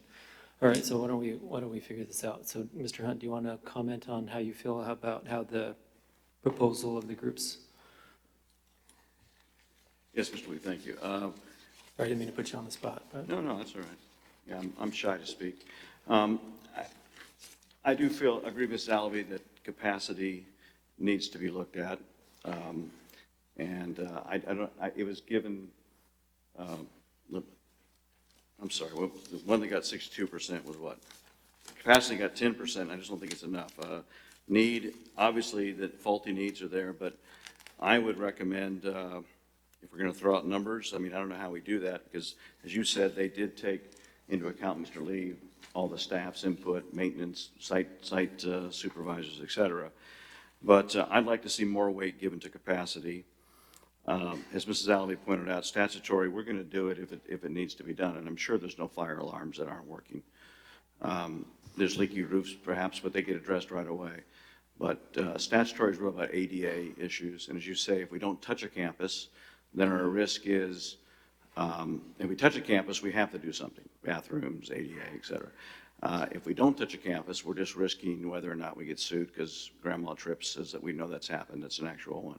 So, but I would like to see us leave statutory as it is and take about 12 out of faulty and put the majority of it at capacity and in fact, put as much as you need at capacity, because matching funds, I think you've got a better handle on the matrix. You do have a better handle on the matrix that is there. I'll leave the other issues alone for now. But I would support it with more weight towards capacity. So are you proposing that they revisit the weighting of the capacity and bring us a new list? Yes, sir, I am. I'm proposing that we move 12 points out of faulty, make it 50%, and then leave statutory alone. Out of failing, you mean? Sorry? Is it failing the highest one? Oh, I'm sorry, faulty, yeah, well, it's my own handwriting, sorry. So failing, faulty, yes, at 50 instead of 62, statutory at 25, capacity at 18, and matching funds at 8. And if you don't need that 8, Mays, because you understand that matrix, and you say we're still getting, I think, 40 million you propose in there, I'm fine with that, but I think capacity needs to have more of a weight. That's what we told the community. That's what a mom is going to understand when she goes to, take her children there, and there's, particularly as I mentioned to Jefferson, 716 kids and 8 toilets. So we need to address those capacity needs. When you add a modular, we often don't forget that we add modular classrooms. It does nothing to expand the cafeteria size, the restroom size. There's nothing in correlation. So those need to be addressed, and particularly where we and other boards before us have expanded capacity, we need to look at those items. So I think they're very prudent. I'll come back to that. Is that okay? Ms. Alvey, did you want to comment? I just wanted additionally? to say I would go along with that plan. Okay. Dr. Farouk, did you want to comment on this path? I mean, nothing has changed from my perspective. I just think I'm sensitive to what Trustee Hunt and Alavi said, and I don't have a problem with capacity increasing. So my issue really isn't about that. It's just, I just think the specific percentages, there needs to be some methodology or objective way of how we're defining that. That's my only comment. And so whether it's the breakdown that you proposed, or if you want to take as a value, from a value standpoint, that our governance team is telling you, we want to put capacity, in a higher way, for you guys to on the back end, to see how that you would reconfigure your approach, to determining those percentages. I'm open to that. I just don't want it to be just arbitrary percentages that we're just throwing out there, because I also think on the flip side, and that undermines our credibility as a governance team as well. But I agree with the sentiment, with the value that the capacity should be more. That I would want to say that. Anything, Mrs. Lockdawson? Yeah, actually, I mean, that was going to be my comment. And I think maybe the board would feel a little more comfortable to see a little bit more behind the process of how you came up with the percentages. I appreciate that you gave us the sources that you used and the various methods that you used, but, and it may be horrendously complicated to see how you assigned those values, but I think it would be a useful exercise so that we would have a little bit more comfort in how you determine those percentages. And then that would also give us a little bit more ability to comment with some, more informed comments regarding weighting. Because right now, I think we are just kind of casting about, and if it is arbitrary, which I don't think it is, I think he's got a system. I think we just need to see it and see how he came up with it. So I think that would be more, it would help you too, in hearing what we have to say on that. So thank you. Yeah, I mean, if the majority of the board wants to kind of reevaluate how we're weighting these categories, I mean, I think that's what we should do. I think it's not something that I really agree with. I think that staff provided exactly what we asked for at the last study session. We asked for more weight to be given to schools with higher need, and that's how the system was created. From the first study session when we met at Casablanca Library, or the library over in Casablanca, I remember Mrs. Lockdawson asked for some kind of a scientific method, matrices with different values. This is what we got. So I think it's really, really dangerous and could put the governance team a little bit of question as to just arbitrarily saying, knock 10 off of this and knock 8 off of that and add it over here. I mean, there's no thought other than just what our gut tells us. I don't want to diminish what Mrs. Alavi said, because I understand. I mean, if Mrs. Alavi believes that capacity should be held to a higher weight, that's completely fine. And if the belief is that we leaned too heavily to diminish capacity, and that's the way the board feels, then we can obviously reevaluate it.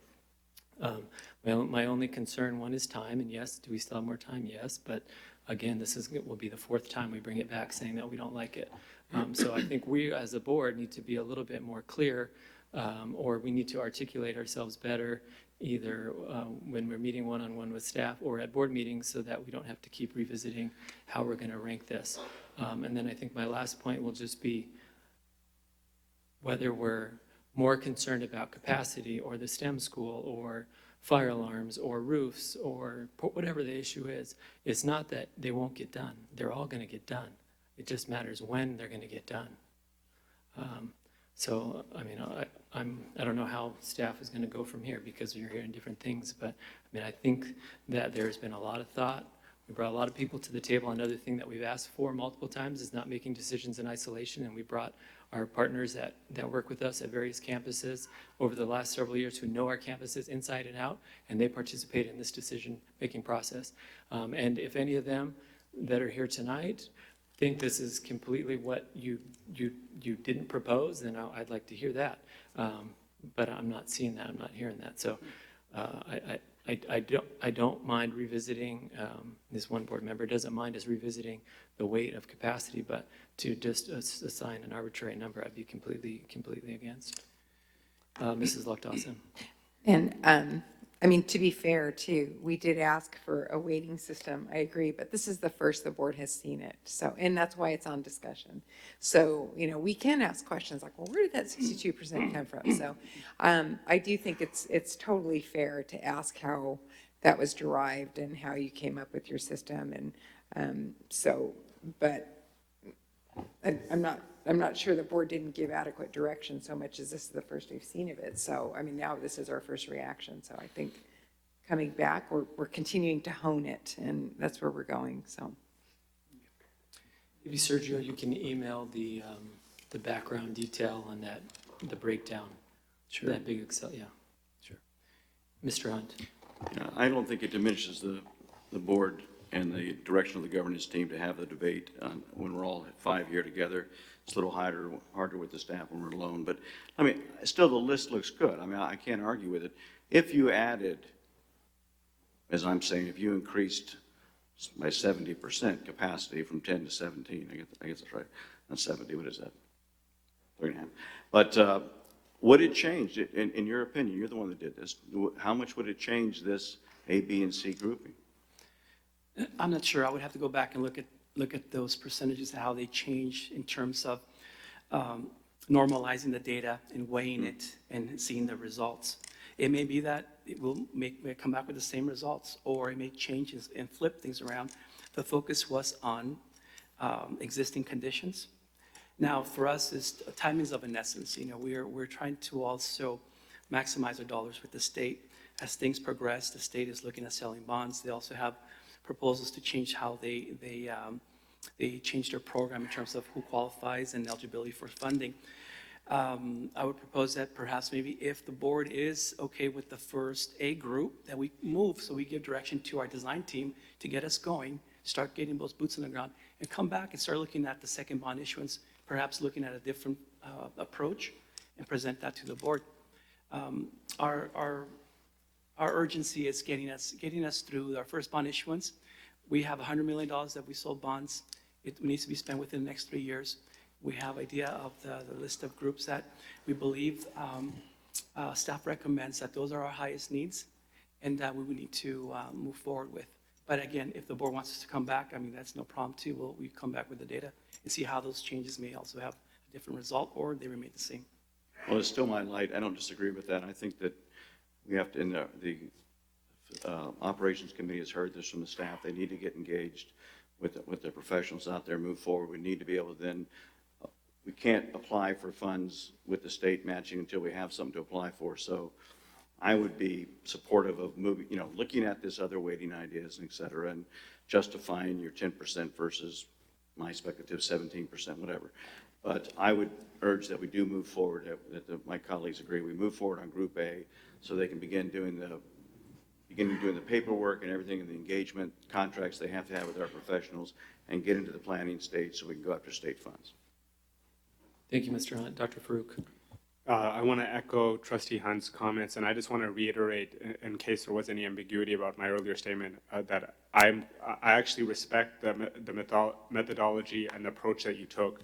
I was purely commenting on how if we are going to, as a governance team, are going to reappropriate those values, that we also are taking that kind of a methodological approach. That's all I want to clarify. But I want to echo and share my agreement with Trustee Hunt's statement. Thank you, Dr. Farouk. Mrs. Alavi. I cannot go along with that. You used subjective measures to come up with these percentages, from what I can see. You haven't said anything else about it. It's not scientific, it is subjective. And therefore, it is subjective, again, on our part to say we prefer a little more of this or that to create a balance. And it's not a question of throwing out everything, it's creating balance. And I think that that's what we asked the staff to come back with last time. So no, I would rather see what a balanced percentage looks like when you come back and present it to us. Thank you, Mrs. Alavi. Dr. Farouk? Trust- I'm sorry, Ms. Kakisha, did you still want to say something before we I go to Dr. actually Farouk? would Sorry, like Dr. to Farouk. say that I would not recommend moving with any school unless you are comfortable with the criteria. And at this point, I've heard the board interest in changing the percentage of weight. Well, here, I'm going to interrupt you. Yeah. I mean, I think it's going to always be hard to get agreement when it's regarding this is subjective, right? From our Right. point of view, to get complete agreement. So let's see what Dr. Farouk has to say and Mrs. Lock-Dawson has to say. Okay. Dr. Farouk, go ahead. You know what, since trustee Lock-Dawson hasn't commented on this, I'll defer to her first. Did you want to comment on Mr. Hunt's proposal to go through with A and then we can revisit? I think we need to see what the criteria were. That's all. I need to see how you used it before we can say. I'm kind of with Kathy on that, Ms. Salavi. Okay, on so that. Dr. Hanson, when can we bring this back up for discussion in a board meeting?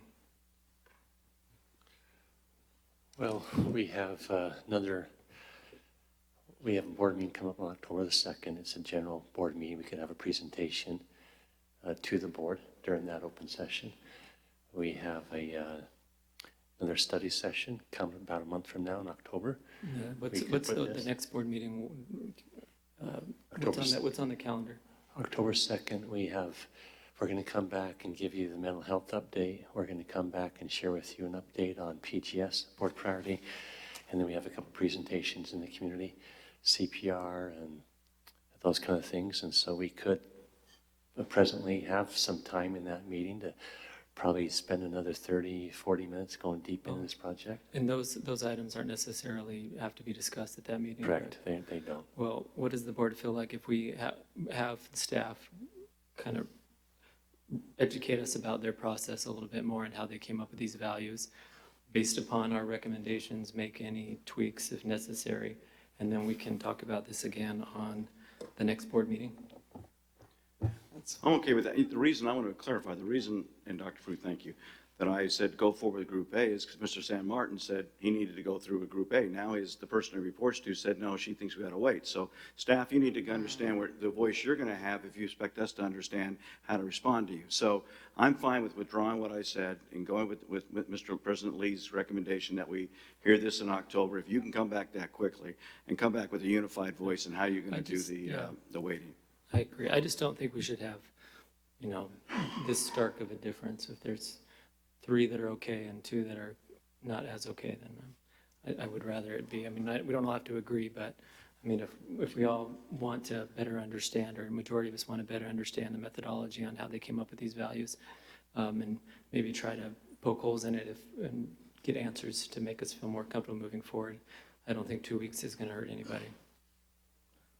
Ms. Lock-Dawson? Yeah, I just want to say too, thank you, Mrs. Kakish, because I do think we cannot rush this decision. And I know it might be frustrating and everybody wants to get on with it and we want to, do it, but we have to make sure we're comfortable with this. And again, to be fair, we've gone through several different methods. And so this is the first time we've seen this method. So we do have to be comfortable with it. And I appreciate you putting all the work into it, Mr. San Martin, because, I asked for it. But, if we maybe started with this method back in last January, we might be in a different place right now. We might have seen some things differently.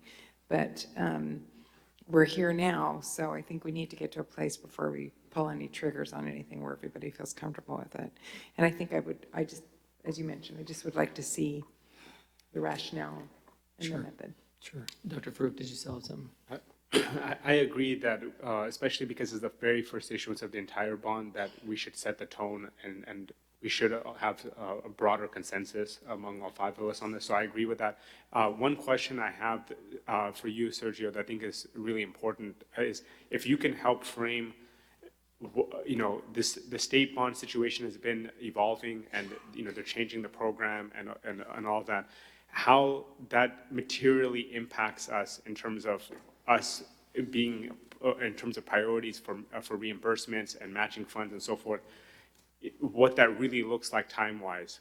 Because I think it's important that we have a stronger sense of what another month or a couple, I'm sure a couple of weeks will make a difference, but I just mean generally speaking, so that we have a hard deadline on when we feel like we need to make a decision on this. Maze, did you still? I feel like I'm Summarize. obligated to say something right now. Go ahead. Because I would never want to disagree with my right-hand person. He did all of the work. And I think the urgency that you're hearing from Sergio is a true urgency. It's truly that we need to get the projects going. And it's the right recommendation from Sergio's perspective to make sure that he delivers the right facilities program. From my perspective, I see, we actually know that we sometimes see things differently.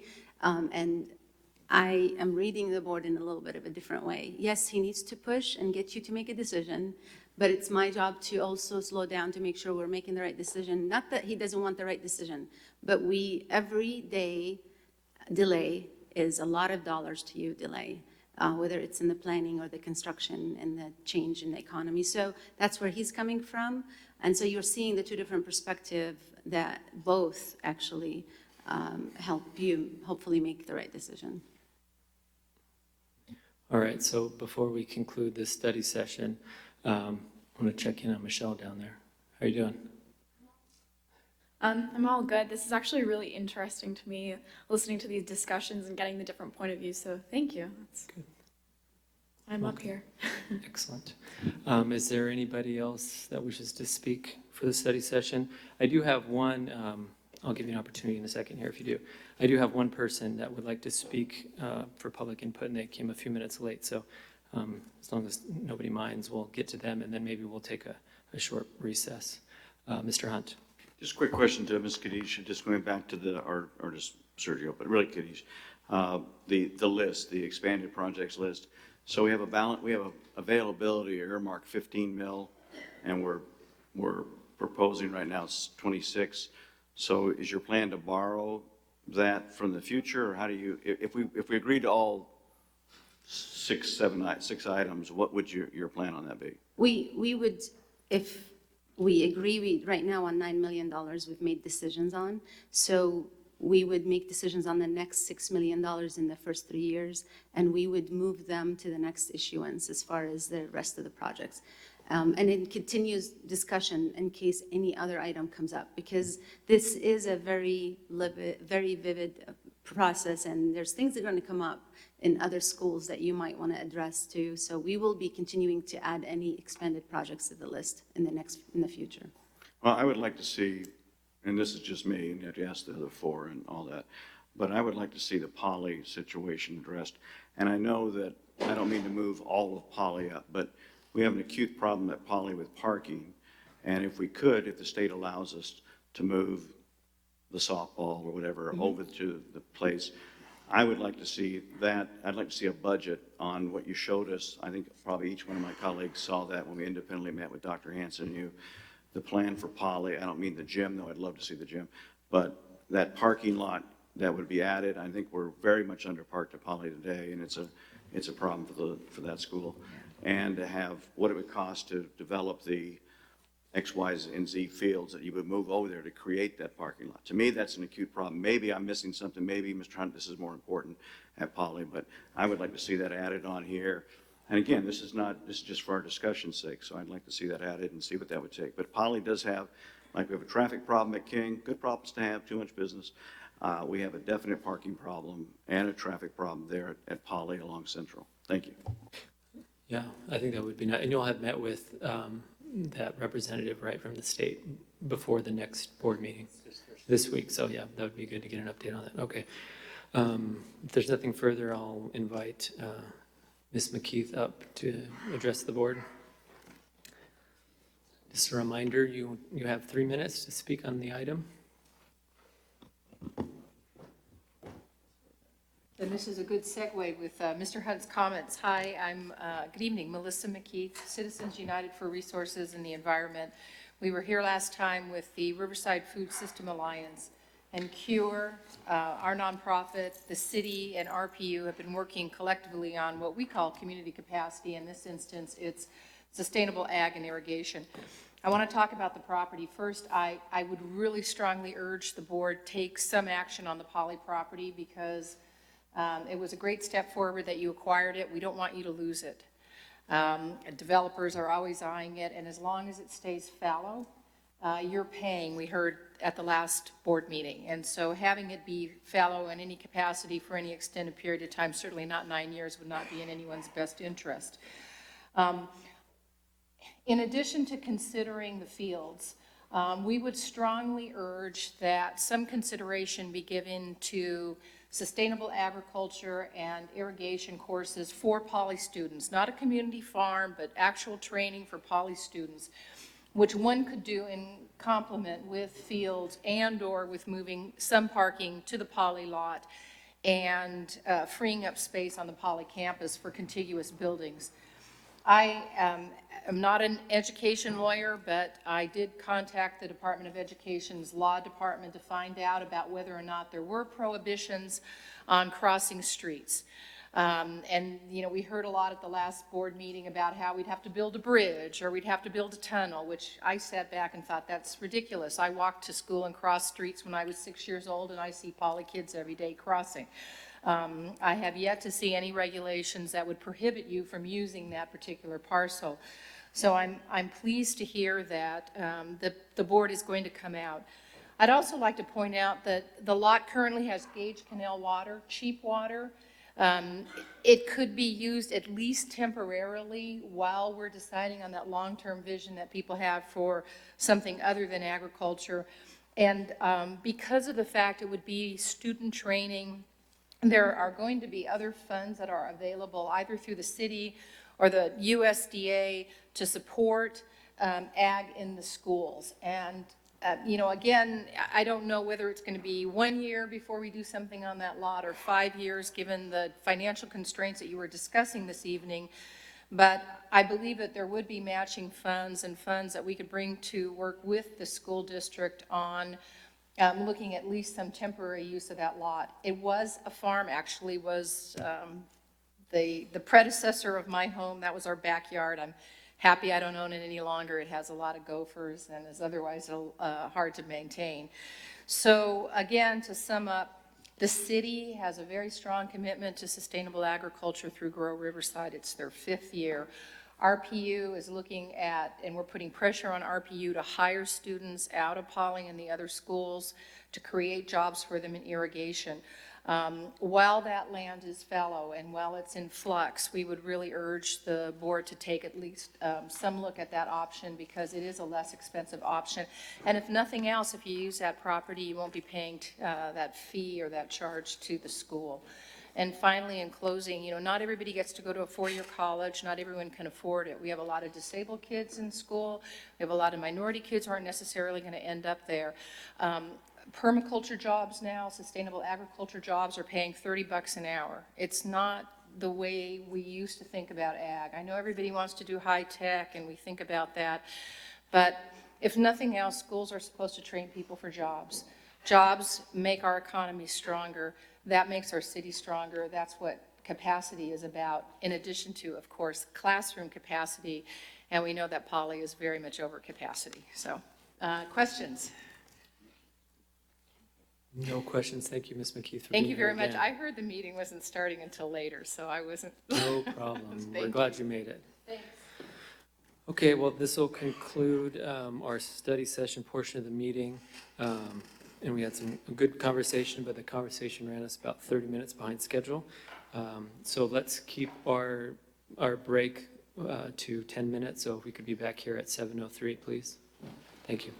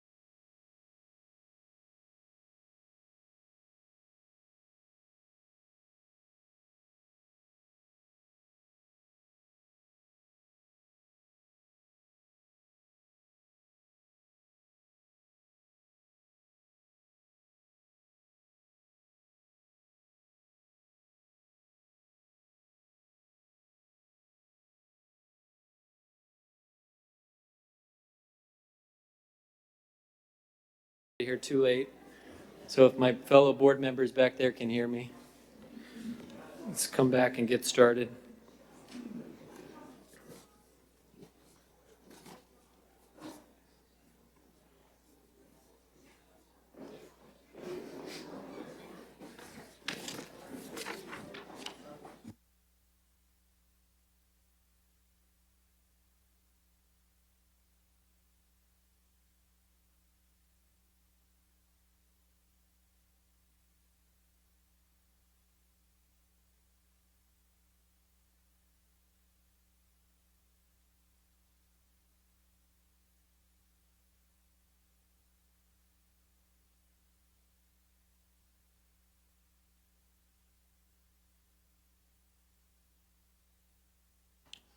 We got to do consent first, right? Just wait for.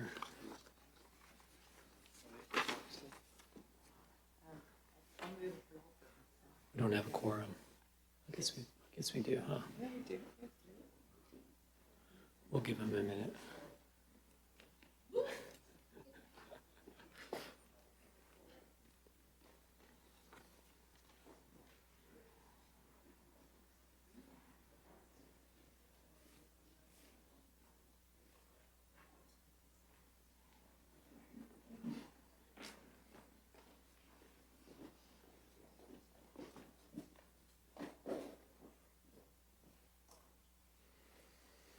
All right, so we are coming to the consent portion of the agenda. We can take these in one motion unless somebody wants to pull them.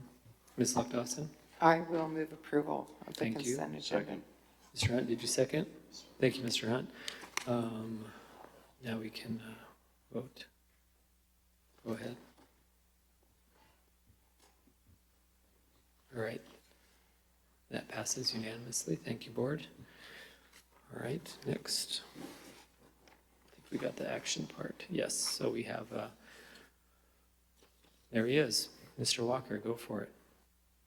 Board of Education consider the approval of a new board policy. Board President Lee, Dr. Hanson, members of the board. Before you this evening is Board Policy 3515.1, District Campuses as Safe Learning Zones. In February of this year, the board took action on Board Resolution 1617-39, declaring the district and all campuses as safe learning zones for all students, staff, and families. This board policy expands upon the resolution by establishing guiding principles while documenting the purpose and position of the board in declaring all campuses safe learning zones. Additionally, the policy provides specific expectations and guidelines regarding district practice as safe learning zones for all students, with focus given to students who are immigrants.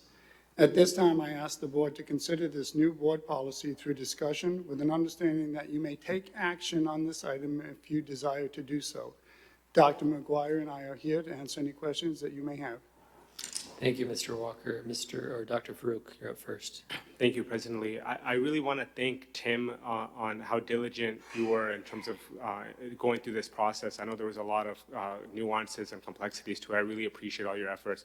I also want to thank our police chief, Diaz, Sergio Diaz, for his input, and he's very supportive of this as well. And I did think the timing of this with everything that's going on is really important. And I also think that that with our outreach to families on free reduced lunch in particular, we should really emphasize that we actually have a real policy now when families are concerned about data protection, which has been cited by principals, teachers, and administrative staff.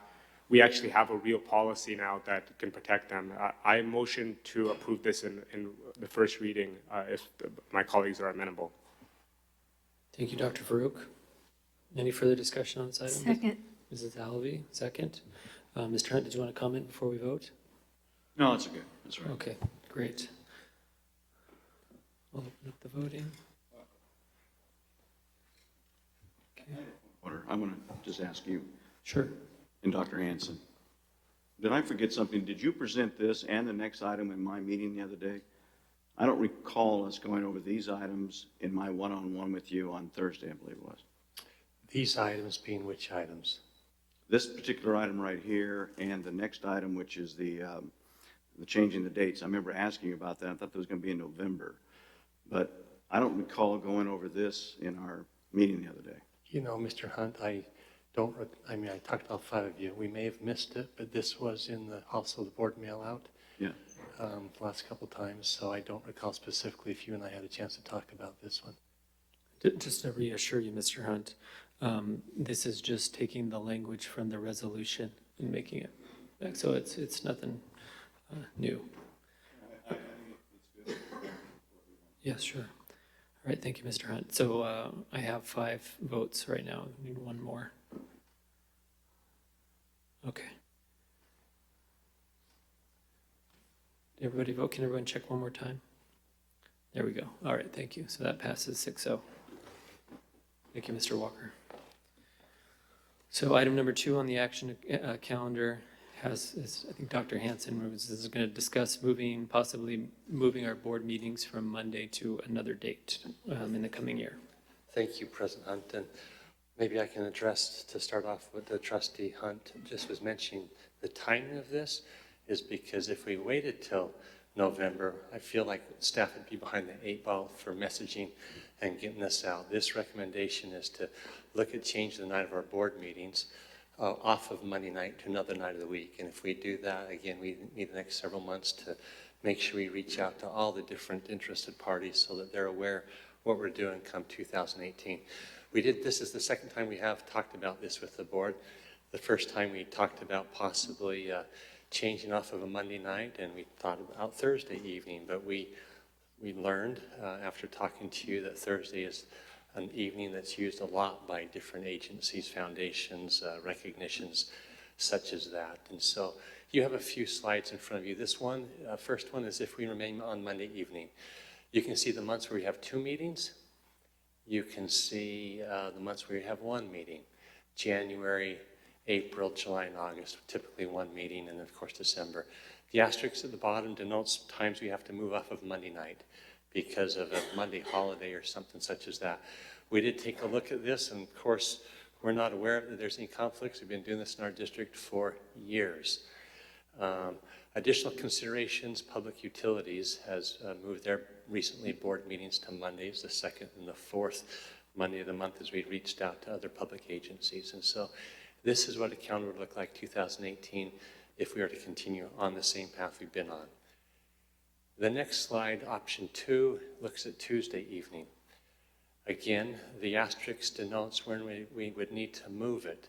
And in November, that is an election night, and so we would move it off of election night to that Monday that week. And you can see, again, which months have 1 versus 2 meetings. The conflicts for Tuesday evening is City Council does hold their meetings on Tuesday nights. We've reached out, we've talked to the City Council. They start early with their meetings and they also end late. We will have occasional conflicts with high school varsity athletic events. Basketball games often are on Tuesday and a Thursday or a Wednesday and Friday, depends on the schedule. Wrestling, some of those events like that. But we could have some conflicts with that. Additional things to consider, we reached out to RCOA. Most of the school districts in the county do Tuesday night. Not all, but the majority of them. So something for us to consider as we do that as well. When we look at Wednesday evenings, option 3, again, you can see times where we would need to move it.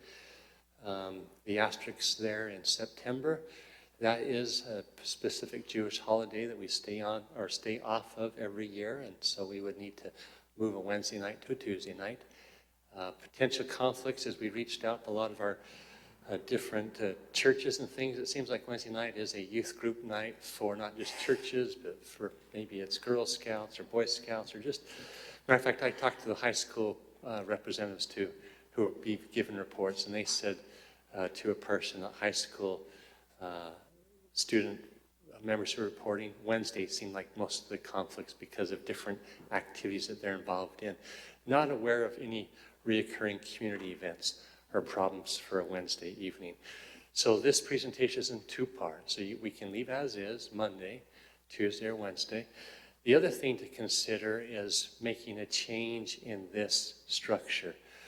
Currently, we have closed session from 4:30 until 6, and then we come in here, and for the first hour, We are doing presentations. We have student performances. We do the flag salute. We have our high school student reps give a report. That usually takes an hour. We've watched that very, very closely. So one of the suggestions that was given to us is perhaps we have all of that from 4:30 to 5:30. We come right into open session and we start at 4:30 with our recognitions, with our presentations, with our flag salute, with the high school students giving a report. Then we close and go into closed session, and we let most of those young kids go back to their school activities or home. I also checked with high school kids on that. Is there any conflicts? And there's a couple who have some classes at Riverside Virtual School that ends at 4:30, but it's an EOC and they can get here, and besides, the high school kids don't start right at 4:30. By the time we do the ROTC or the flag salute or the presentation, we're 15 minutes into the program, 30 minutes for sure before the high school kids start, and all those kids would be here, and they said that wouldn't be an issue. Then closed session, the typical 90 minutes, and then we come back into the general portion, pretty much starting with a superintendent's report. We'd still, in this general portion, want to hear from our partners, whether it's PTA or CSEA or RCTA, those type of things. That would happen in general session, and we go from 7 to 9. And usually the general sessions do go a couple of hours. So this report is in 2, moving it to a Tuesday or a Wednesday, or leaving it the same. That could be, these are your board meetings. You can decide how you want to do that. And then, of course, changing the schedule. If we decide to do this, again, staff is prepared, the communications department, I'm prepared, the chamber, the city, our PU, the students, the parents, all 42,000 households, we'd send messages out to them, letting them know, come 2018, this would be what our schedule would look like, whatever night that we chose. So option 1 is Mondays, option 2 is Tuesdays, option 3 is Wednesdays. Do you have any questions or things that I could clarify for you? Dr. Farouk? Mr. Hunt? Thank you, Dr. Hanson, for your report. Just remind us again why we're talking about moving away from Mondays, just to clarify that. A couple things. Seems like, as we've done our study, Monday night is the one night that there are not a lot of meetings. And so that would certainly allow the board and staff to be home with their families. And there's not going to be competing with, other events and things such as that. But the other thing, it's another day to prepare. Monday night, we can have some long board meetings. It goes into a long nights, and it makes for a long week. And so by moving it to a Tuesday, that just gives us another day to prepare and to do follow-up. And certainly if you moved it to a Wednesday, that would even give more time. But it was mainly for those reasons. Probably Trustee Hunt more for just more so than just the family piece, but to give more time to have staff prepare and then have such a long weekend on a Monday night at 10 or 10:30. It's that simple. Okay. I'm in favor of the change in the format of the board meeting. I had talked to Dr. Hanson about this. Recall, this is the way, if you've ever been to a San Bernardino Unified meeting, the way they do it, and the way the HIMIT does it. And I think, when Mrs. Alavi and I, when I first got on the board, and Mrs. Dr. Rainey retired, and we did a survey to the people out in the community, and as we're looking for a new superintendent. And whether it was superintendent or what we do, they came back with overwhelmingly, just to paraphrase it, please don't do the same thing you're doing just because you've been doing it, And I think that this just became a tradition, the way we did the meetings. This is a much better way. If we were starting today as a school board and said, how should we do our meetings? I believe there's a way we do it. So the kids can get home, so we can concentrate on them. So we don't have to say, the president has to say this really awkward thing of, if you'd like to leave now because you have homework, et cetera, and so forth. We can just give all of our attention to that, then go into closed session. So I support this. I'll leave, I think whatever night we pick, other than Friday, there's an argument for family or church groups. I mean, my church has Bible study on Wednesday nights, and other churches have it on different nights, and some religions are different. So whether it's Monday, Tuesday, or Wednesday isn't as important to me as changing this. I think a lot of it's kind of an opinion right now, but that's just my comments. Thank you, Mr. Hunt. Dr. Farouk? Thank you. I'm very supportive of the alteration to the board meeting format, to echo Trustee Hunt's comments. Dr. Hanson, are you guys making a specific recommendation on which option? Yeah, we'd have the boards to respectfully consider option 2. That's Tuesdays, correct? Tuesday, option 2 is Tuesdays. That would be the recommendation of staff. And you're also recommending the altering the time? And altering the time. Okay. Correct. Anything else, Dr. Farouk? I mean, I'm supportive to make a motion for that if that's,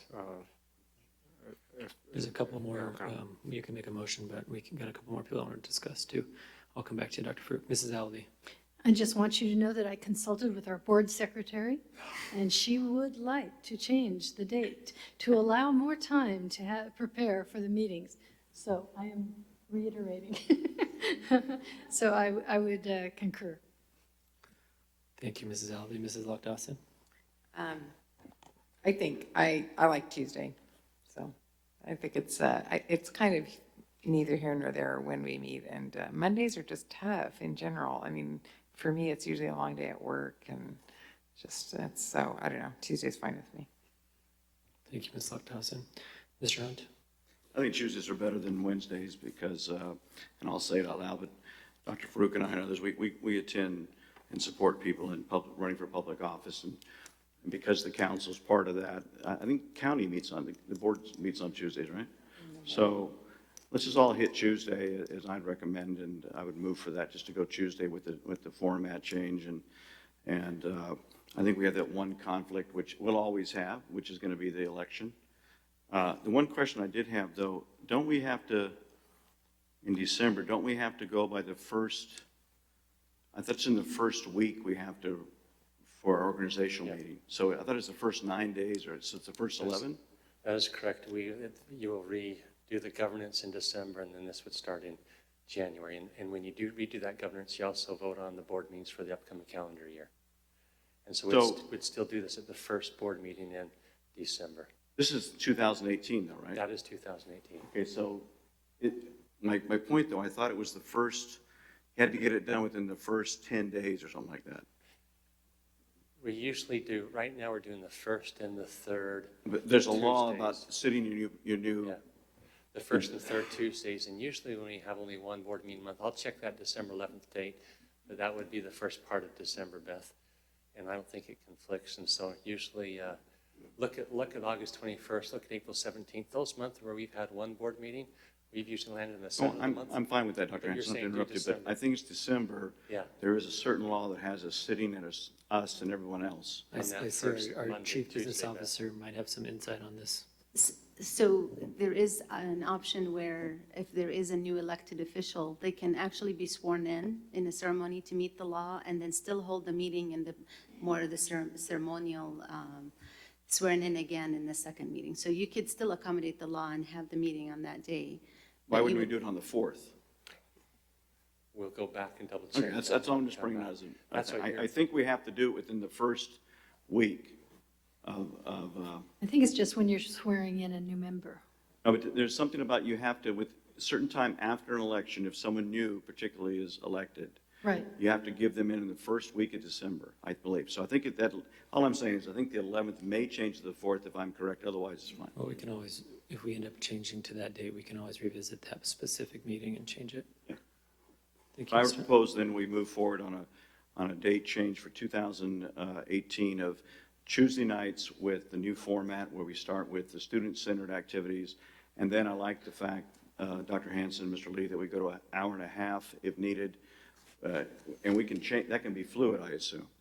Well, if we post it, Yeah, Yeah. but that would be the max we could go for closed session, because we know that closed session is where a lot of the important legal work and personnel work is done.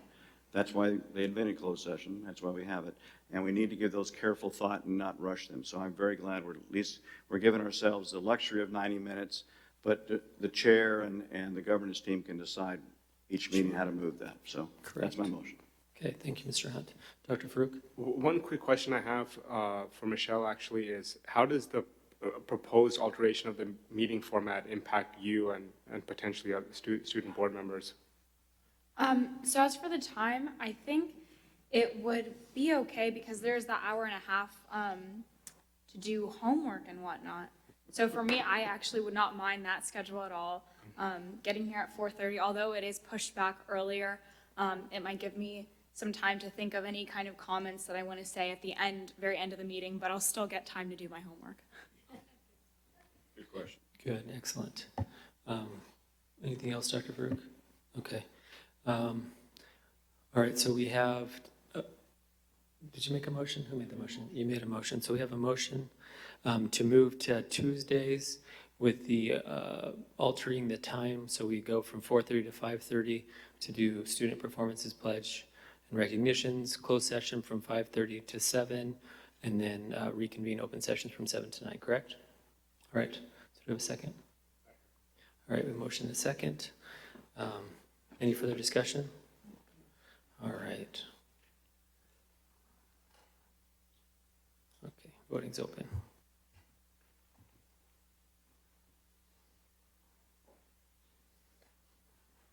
All right, that passes unanimously. So starting next year, we'll have our meetings on Tuesday. How does that sound, Beth? All right, good. All right. Next item, Dr. Lewis, I believe.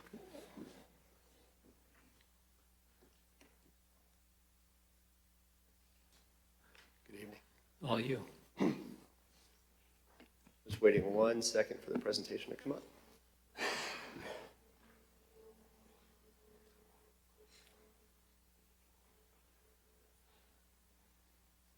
There we go. Thank you. Good evening, President Lee, Dr. Hanson, Board of Trustees. I have before you tonight, we're bringing back a proposal for STEM lottery to revisit how we enter fifth graders into the Riverside STEM Academy. I'm going to walk through a detailed presentation that we have laid out, and if the board so chooses, this is something that we can look at taking action on this evening if it's your desire. So the first thing to start is knowing the difficulty of lotteries, the first thing we did is reach out to a consultant prior knowing to you as the Delinka Group, and I believe Larry and his team are here. They have been fantastic helping us look at the demography and using census data to make a very informed decision. So I just want to recognize and thank their help and partnership through this process. So what we looked at is understanding the need. Looking at STEM Academy, currently the question was, does it reflect the characteristics of our community? And if not, what changes could we propose to make to enter that fifth grade class that would be more representative? So we took the opportunity, and what we're looking at is we're going to look at population for students, identifying them into the lottery based on census blocks. And the most important part of this presentation is going to be two several factors. One, weighting on 3 characteristics, one being language, educational attainment, and median income. And the second being all of this data is based on census block by address in which the student resides, not the particular student. And that is done to have that holistic view of within our city and the 3 criterion that we can measure via census data taken in 2015. So what we looked at is looking at those 3 areas. The first thing with educational attainment, we are looking for the percent of adults over the age of 25 who have 2 years or more post-high school. We are looking next at English. We're looking at the percent of households, again, during the census block, who identify their primary language as being English. And third factor is we look at median household income. These, again, relate back to the 2015 census data that we will identify by address of the students who choose to be in the lottery. And currently what we want to do is just build background on how students currently, who they choose to enter the lottery, how do they get into STEM? So the first thing is we have 10 spots reserved for UCR that you're familiar with. We currently have staff members who choose to bring their children can do that. Currently there are 3 students who attend STEM. And last, we have the inter-district transfers that enrollment is capped at 10. And if you recall, a few years ago that was a different number, but 10, I believe, was 3 to 4 years ago, was capped at 10. Add those together, we end up with about 85 out of the 105 eligible spots for fifth graders that go to lottery. So we thought it'd be interesting to show the board where Dr. Lewis, current... take a quick Yes, pause. Mrs. Allaby has a question. I have a question regarding interdistrict transfers. I understood that they were a part of the whole lottery and that it was just capped at 10 if they were just picked randomly. That doesn't mean we reserved spaces for those interdistrict transfers to 10. It meant that if they were in the lottery and they just happened to be random, we were going to cap it. So I don't think that those spots are reserved. I'm pretty sure. You are correct. There's a maximum of 10. Maximum. During the but lottery it might be itself. zero. It may be, depending on the random draw, it is not that they're guaranteed 10. If we get to 10, it's stopped for inter-districts. Okay, so I will be interested as you're proceeding, we'll address this more at the end. Okay. How that figures into your point system, okay? Great, thank you. Okay, thank you. Just a point of order, I think we I'm still have the sorry. voting. Mr. Hunt has something as well. No, I'm just saying, our, it still has the voting on here. True. Well, I can see you Oh, on you my can see, screen. I don't know how to control this, but I can see you on my. Ms. Alavi's point is very good. On page 21, I think they're recommending that, so I will be interested how you cover that later, but, okay. Thank you. We'll make sure we come back. So the next thing, we laid out current number of students at STEM, and how do they represent by high school feeder boundary? And we just laid out, you'll see there's 5th grade, that's the students entering the lottery. Then you'll, Oops, sorry. Justin, are you still here? Can you clear this? Because I think it is important, because I think the board members want to know who else is speaking. Seems like there's a delay in the microphone portion, the viewing screen. It's fine on my iPad, so I can still see people. Sorry, go ahead, Dr. Lewis. no problem. So we identified, and again, we'll come back and revisit the transfer process, Mrs. Alavi, but we've identified in 5th grade, we have 93 students that have identified by the schools, and you'll see that they're indicated there. Then we have middle schools, then we have the high school enrollment with a total enrollment off to the right. The important piece of this data, just for your information, this was pulled in July, so obviously we have more students currently at STEM now, but that's when the process was began, just to show you representation.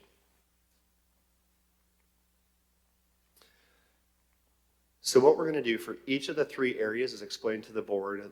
This is a graphical representation of educational attainment for adults over 25 who have 2 years or more post-high school by our entire boundary. We have the blue overlays to represent the high school boundaries for your reference. In the key, you'll notice everything we're going to do for the 3 areas, we're going to break into decile.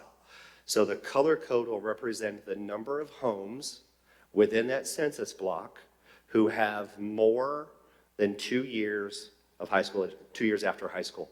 So for example, if you look at the key and you go down to the orange, it says 40 to 50% equals 147. The 147 represents the current students at STEM who meet that decile. That represents 40 to 50% of the homes in that census block have 2 years or more of high school education. And you'll see on the map, it just lays out in color codes. The dots represent current students at STEM.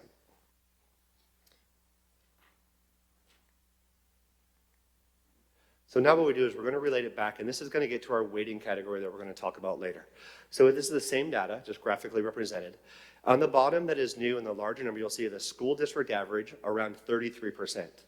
33% of our students are coming from homes who have 2 years or more post-high school, post-secondary. We've also added the Riverside City average, which is right around 30%. The reason this is important is that aligns with the 4th decile. So you'll see that is our district average. So students who fall in deciles 1, 2, and 3 will fall below the district average. Deciles 5 through 10 are above the district average. You'll see the number of students at STEM and the percentage of population that that represents.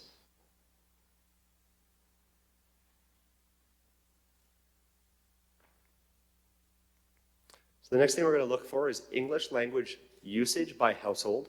And these are homes that identified as their identified language as being English. Same key by decile, same boundary, but it is now laid out across our district.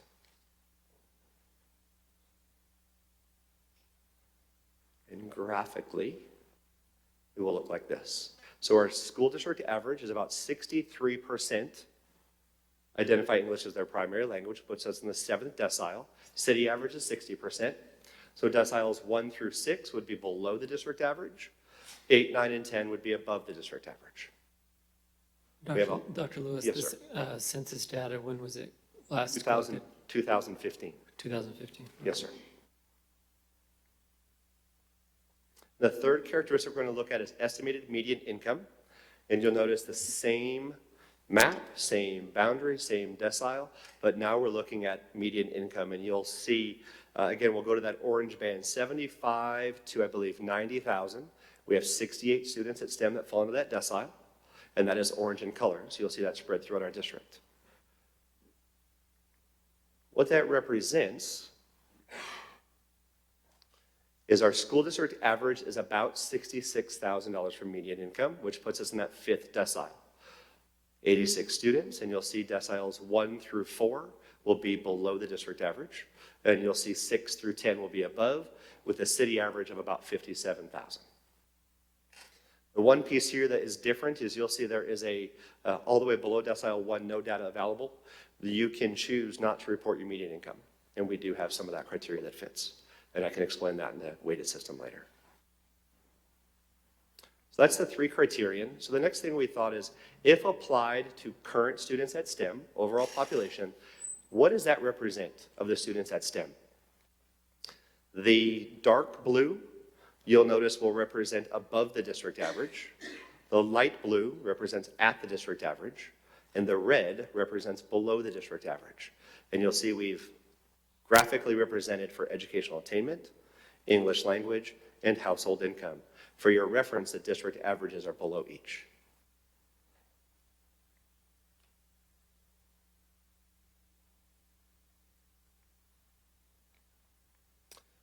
So our goal in the lottery options. We are looking at using the identified demographic characteristic of a census block from the students who choose to participate in the lottery. Student names will be drawn at random with the help of our partner with Cooperative Strategies and their computerized lottery systems that they could help us with. The options will apply weights based on census block where the student resides. So in essence, what that is going to, and I'll show you specific examples, but if a student falls below the district average, they will receive additional opportunities in the lottery. And the last bullet, the characteristic of the individual student is not considered. Remember, it's by census block. So what options do we have? Option A, student Ryan wants to participate in the STEM lottery.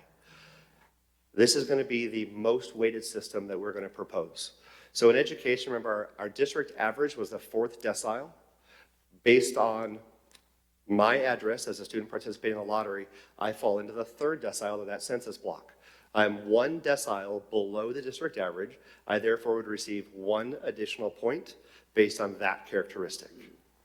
Moving over to language, you'll recall that the average for the district was in the 7th decile. Where I reside, I would fall in the 4th decile. Difference of 3, I'm 3 decile points below the district average. I would receive 3 additional points, 3 additional opportunities. And the last with income. The district average was the 5th decile. Where I reside falls in the 3rd decile. Again, 2 below the district average. I received 2 additional opportunities. So as a student who fell below the district average across the board in just this one characteristic, in this one example, I would receive 6 additional opportunities in the lottery. If I, as a student, exceeded all 3 district average, or I was at the district average, I would just receive my 1 opportunity in the lottery, and I would not receive any additional. Dr. Lewis, Mr. Hunt has a Yes, sir. question. Dr. Lewis, just a quick question. Would you just define, we talked about this, but opportunity, is that like we would say with the ping pong balls? I mean, what is it that what is the opportunity? What does that mean? Is it an extra slip, or how is it you're picking these names? Thank you. So assuming we partner with Cooperative Strategies, they have an algorithm or a computer-based lottery. So if I enter that with the 6 additional opportunities, my name would be entered 7 times into the computer program so that when it randomly would generate selections, my name would be in there 7 times. If I exceeded all 3, my name would be in there 1 time. So the additional opportunities would represent the number of times my name, based on the additional opportunities, would be entered into the lottery system. That is the most weighted. Option B that was presented, and again via the work of Cooperative Strategies and staff, there's another way that it could be done. It could be done that regardless of your distance from the average, you could just receive 1 point. For example, in education, same student, Ryan, would like to participate in the STEM lottery. Average decile for education remains 4. I'm still at 3. I'm below the district average. I would receive 1 point. For language, I'm still 3 points below, But in option B, it doesn't matter how far below the district average, it just means that I'm below, I would receive 1 point. For income, I'm still below, I would receive 1 point.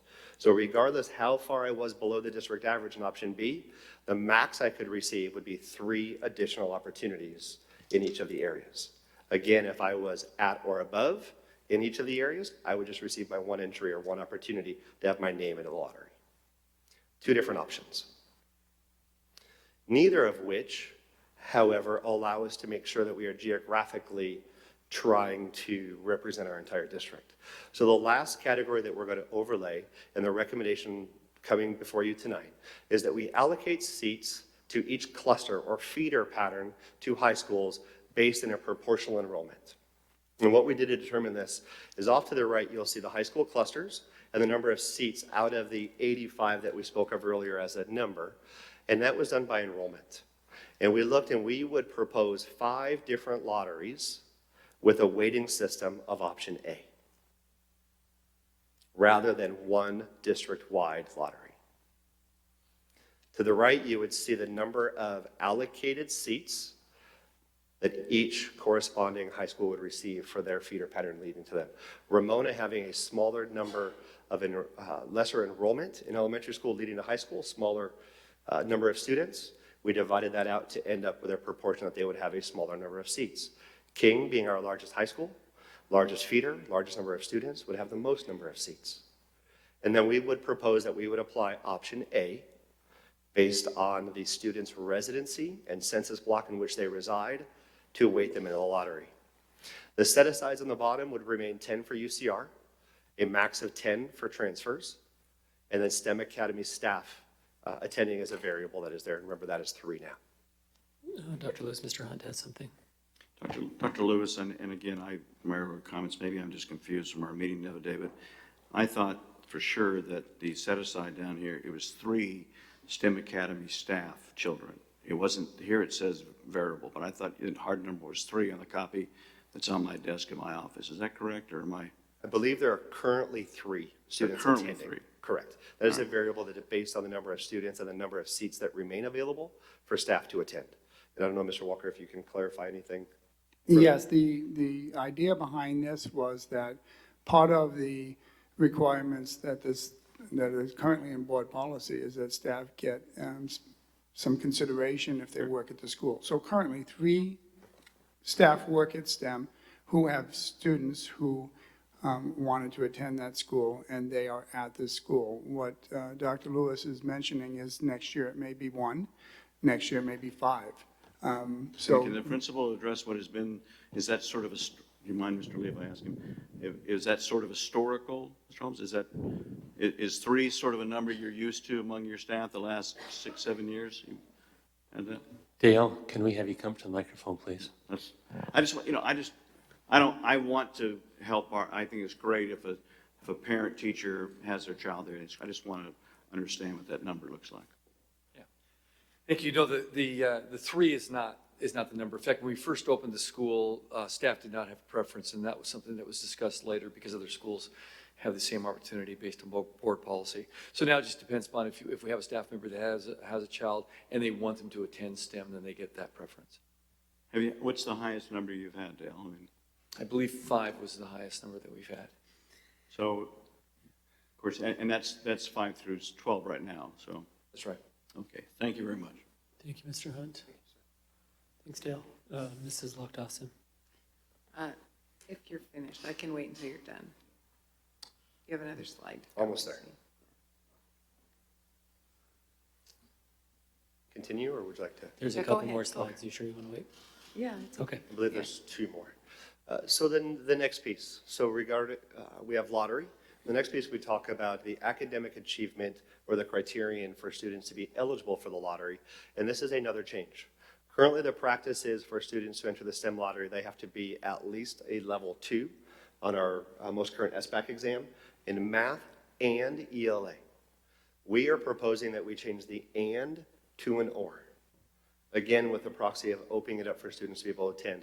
So what we did for you is looked at 4th grade students who currently would meet that criteria. With the word and, it would represent 56% of our students that would be eligible for the lottery. With the word or, it would represent 70%. Remember, SBAC is scored on 4 levels. Level 4 being exceeding standard, 3 being at standard, level 2 approaching standard, level 1 below standard. So we would propose that we would use or. And there's another layer that we're also proposing. If a student, after a recruitment process, would like to be part of the lottery, or a parent would like their child to be part of the lottery, and they don't meet that requirement, they're a level 1 in both. But there may be a story with that student that we may not know. There's an alternative acceptance that we'll be looking at that is new. And what we're saying is lottery applicants that do not meet will go through review. We'll walk through their academic history. We'll see if there is a story behind either something with SBAC or there is something that is preventing them from being successful just on that one measure, just to make sure there aren't anomalies that we rule out. This will be conducted prior to the lottery. And if a student who wants to go to STEM is not able to meet that academic rigor, then staff will then provide that family some suggestions on things they can do to work on their academic status, and again, consider STEM at a later date. But that is an alternative to just the one measure of SBAC. And lastly, what we'd ask of the board, time is of the essence from a recruitment standpoint. So we notice with changing the lottery with STEM and building the awareness, recruitment and the messaging is important. So in working with STEM staff, we have dedicated a plan that between a collaborative effort, we would visit every elementary school to share with them the benefits and the great things going on at Riverside STEM Academy to make sure students were and parents were aware of what options were there. The second thing is with academic support. We may have students attending STEM who might need additional academic support or may need other ways. So there are outreach components, and there are after-school components, and working with teachers to support students' academic achievement and making sure they're getting to standard. And the last, we know transportation can be an issue for some students. So in our proposal, we're going to say we have 3 shared buses that would start off and do pickups at each of the high schools for students that their parents will be able to drop them off at their feeder high school, transport them to STEM if they're not able to get them there. And we know some parents will and some parents won't. And lastly, knowing the increase in core initiatives for STEM. There are so many opportunities for students in the STEM fields and so many great things that can come of that. Making sure our community is well aware that we start that in preschool and we're building that knowledge ahead of time. So when it gets ready that we know all the options with STEM at the academy or not. And I believe that is it. Thank you, Dr. Lewis. Mrs. Locke-Dawson. Yeah, I did ask the other day, and I guess perhaps you didn't have enough time to get it together, but I was very interested to see some modeling of the real data that we had from the past lotteries, to use that to show whether option A or option B, just the difference between them and what impact they would have. But were you not able to get that done? I just was not able to get on the PowerPoint, so I Okay. can read it for you. Sure. To give you a frame. Mm-hmm. And Larry, if I'm off in this, feel free to jump in and make sure I correct it. So currently, I'll set for you what is at STEM. So currently at STEM, as is, for education, we have 28% of the students who are below, 10% who are at, and 62% who are above the district average. If we applied option A to the same 217 students who applied for the lottery, you would have 44% of your students would be below the district average, 15% would be at, and 41% would be above. The difference between A and B was minimal. Okay. In the 2 weighting systems. So for the second category of English as your primary language, below currently at STEM is 29%, 25% is at, 46% is above. With applying option A, 40% would be below, 21% would be at, 39% would be above. And with median income, currently we have 25% below, 17% at, 58% above. With, again, option A applied, 38% would be below, 19% would be at, and 43% would be above. Oh. And was the difference between A and B minimal on all of the categories, pretty much? Within a few points. Okay. Yes. Okay, that's really interesting. So it does make an impact, and it shows that we can change that formula a little bit, going in the right direction. That's good. Yes. Thank you for doing that. I appreciate it. You're welcome. I love the numbers. Thank you. Their turnaround time has been amazing. So I just wanna know, thank well, once you get the numbers in, it's pretty easy to rejigger them to your desire, so thank you. Thank you, Ms. Lockdawson. Mr. Hunt?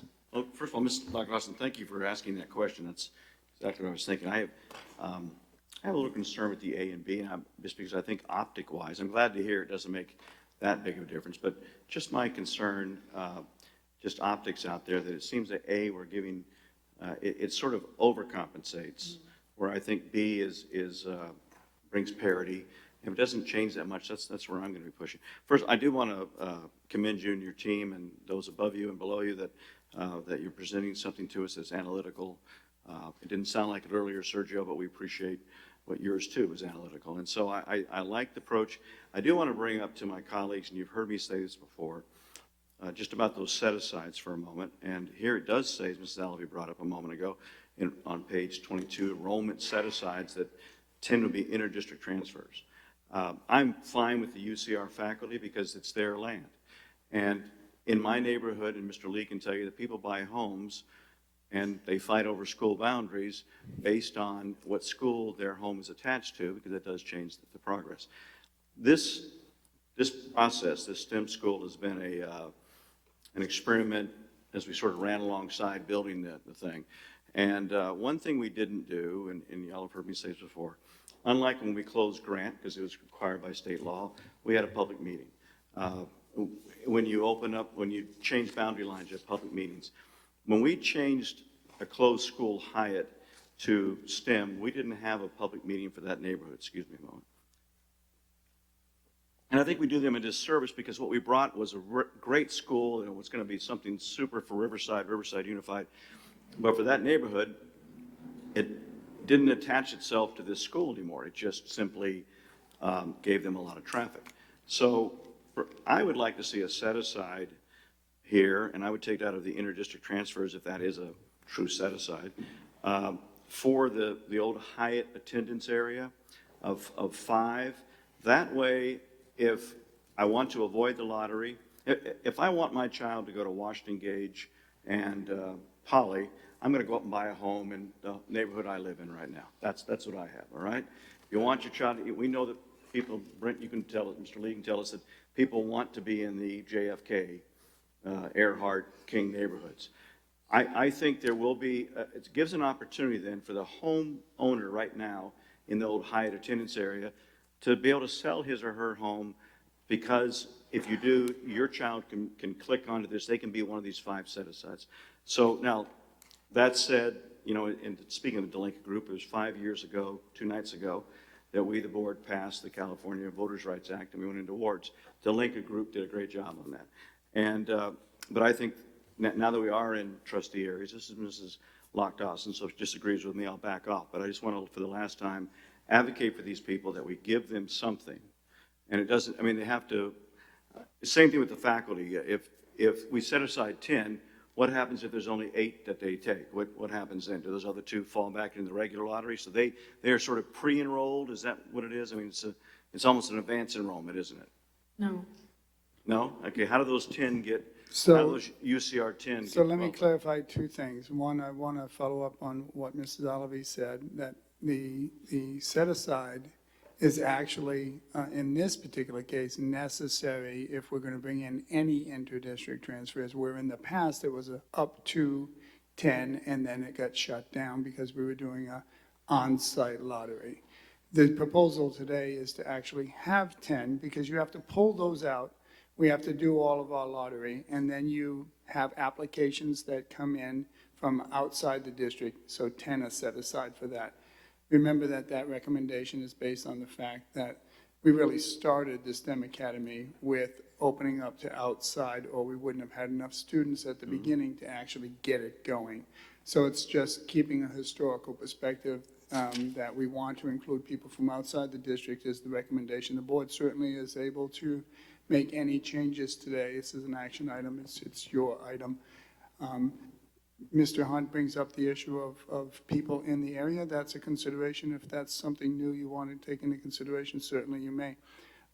As far as the faculty, like the number of staff members that attend the school, If there, we're setting aside 10 because we have to. If after the lottery and we're getting into the new year and new faculty are at UCR, and there are 7, there are 5, we go to the waiting list on a roundabout manner to those high schools, and we allocate those to those distributions, to those particular areas, and we go around in a circle until those items are filled. We would do similarly if the board said, we don't want any inter-district transfers, and those are going to be allocated, they would go into the lottery for the 5 high schools, because we're going to have those as different lotteries, as Dr. Ryan has described this evening. Okay. Well, thank you. I'm not in favor of inter-district transfers. I understood why we did it in the beginning, but people that are paying property taxes to Measure O, to me, are in RUSD are more important than the inter-district. If our people want to get in, then that they should get in. So inter-district to me is secondary. If we have openings and people have applied, fine. But I still want to go back to the Hyatt attendance area needs consideration. We have taken away the traditional school attendance opportunity that enhances the value of your home from that community, and I think it's a form of inverse condemnation, and I would urge us to consider that. But again, I'll leave it up to Mrs. Lock-Dawson because that is her area, but that's my opinion. Thank you, Mr. Hunt. Mrs. Alabi. Well, I'll address a couple things he said, and then I'll go on to my point. I'm okay with dropping the interdistrict number as well. When we first started the STEM school, it was very necessary that we have it. And you must remember that we started it in the midst of a recession, and it was to be a cost-neutral school, and we needed those interdistrict transfers as part of the way to balance the budget. It was very critical. It's not that way, and we have a waiting list, and I feel okay about that now. So I don't know how you handle that, but I would feel fine about dropping it. But as far as relegating extra seats to Hyatt, now that we're moving into this high school choosing kind of situation, I don't think we need to do it, because now every one of those districts gets their allotted number, and the same with the Hyatt area. So I don't feel it's quite the same. But I just want to remind the board that this is a choice school, and kids choose to go here for the most part because they like math, they like science, they're smart kids, and they want to have that kind of experience. And I want to remind people that all the social engineering that this particular plan does, it kind of takes away from those kids that really just want to do it because they like that subject matter. One of the things I question is the parents attending college. Now, that is used often as a statistic for whether or not a student goes to college, whether or not their parents went to college. I don't think it has anything to do with a 4th grader who likes math or science. I think it's an added point system that didn't need to be. I believe the language and the financial income, those are criteria that we use every day in schools on an elementary level to dictate all kinds of needs and wants and extra programs. Never do we go to the parents' education level for a 4th grader, though I know it has an impact on their college-going statistic. So I'm kind of sorry that we added that in, and I think it's unnecessary. I mean, I'll go with the board's feeling on that, but I would eliminate that one. And as far as the and/or goes, I just want to remind you that there's really nothing wrong with having a school that says that we're going to address the high academic needs of some kids who really want it. And I think there's a tendency to say, no, I mean, let's make it for everybody. No, let's not. Let's make this the STEM school that it was meant to be, and let's keep a standard for academic excellence, and let's open it up like we did, like you suggest. Access then is opened up. Let's see how that goes. And so I would say to keep the higher standard if it were up to me. Thank you, Mrs. Alavi. Mrs. Love Dawson. A couple points. I like the idea of giving some seats to the Hyatt neighborhood. I do. And I don't mind taking them out of the inter-district transfers, either getting rid of them or, having them or have 5 max or something. I don't know. I'll leave it up to the board to decide. But I do think it's a good idea just because I'm all about, bringing our neighborhoods up too. And that it would be kind of nice to be able to give that neighborhood a little boost that way. The other thing, to your point, Mrs. Alavi, the only reason I'm comfortable with that educational level, because I was thinking about that too, using that as some sort of, predictive factor or I guess criterion, was I think our intent is to try to get our population to look more like our city. And our city does not have a very high educational attainment rate. So that's. These are fourth graders. I know, but I mean I think the idea is that your population of the school should mirror. I think that's what we're trying to get at, right? So I think it's that to that intent, so that the school makeup of the kids who have parents who didn't go to college mirrors the proportional distribution of within the city too. So that's the only reason I think it's just because it gets at that. That's why I think it was why you put it in there. Is that right? Okay. So. None of our other schools do either. You take all of our schools, and none of them are going to exactly. Push your microphone on there, Mrs. Alavi. Michelle. Well, I just wanted to ask you what the recruitment and awareness process would look like. Would there be short presentations to the students and parents at the schools, or what would that be? Turn your mic back on too, Dr. Lewis. Better? So great question. So a lot of that will be left to RSA staff to put together because they are the experts of the classroom and they know their presentation of content. But what we're looking for and what we've spoke about is we would go out and visit and do almost like an assembly for students in every 4th grade seat across our district, all of our elementary schools, so they see the possibilities of STEM. And additionally to that, there's outreach with parents. There's parent meetings held at STEM. We also go to hold parent meetings in other community areas. So just making sure we are very clear about why would I want to attend the STEM school and how great it is, and making sure all students have that access. Okay. Because I know that RUSD provides many opportunities to expose students to STEM.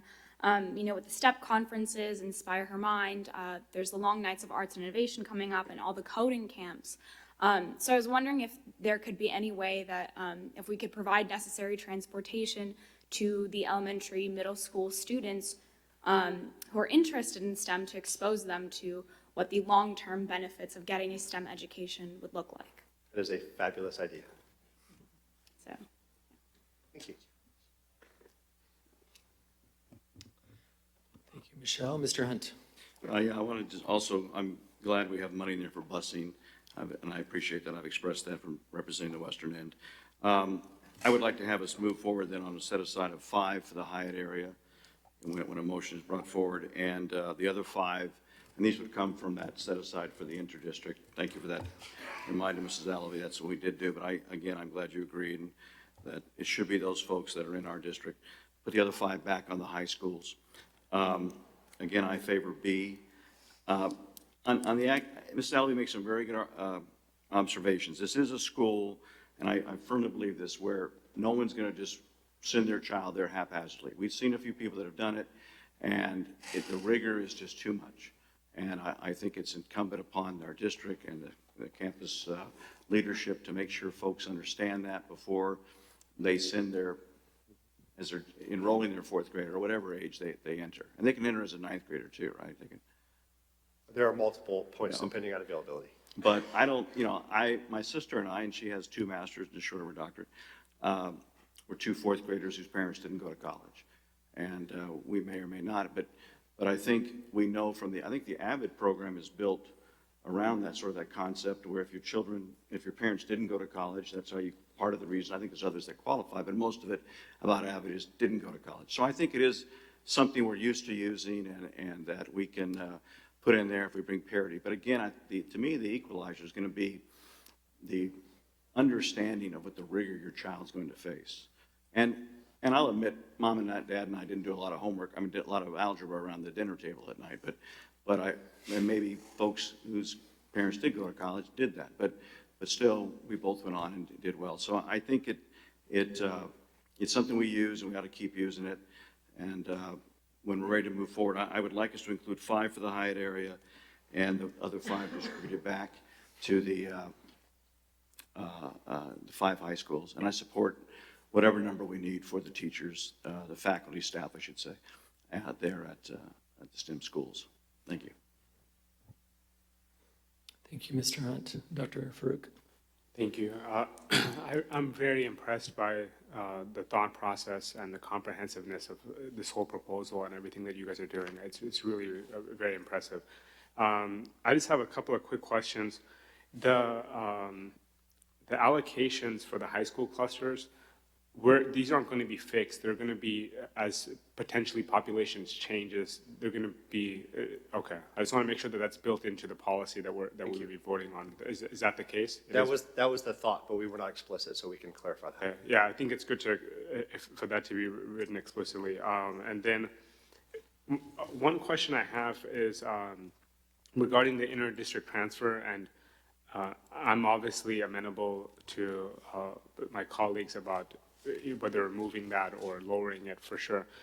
The thing I'm curious about though is, so they are, like if you're an inter-district family, you're applying in the pool of everybody else, right?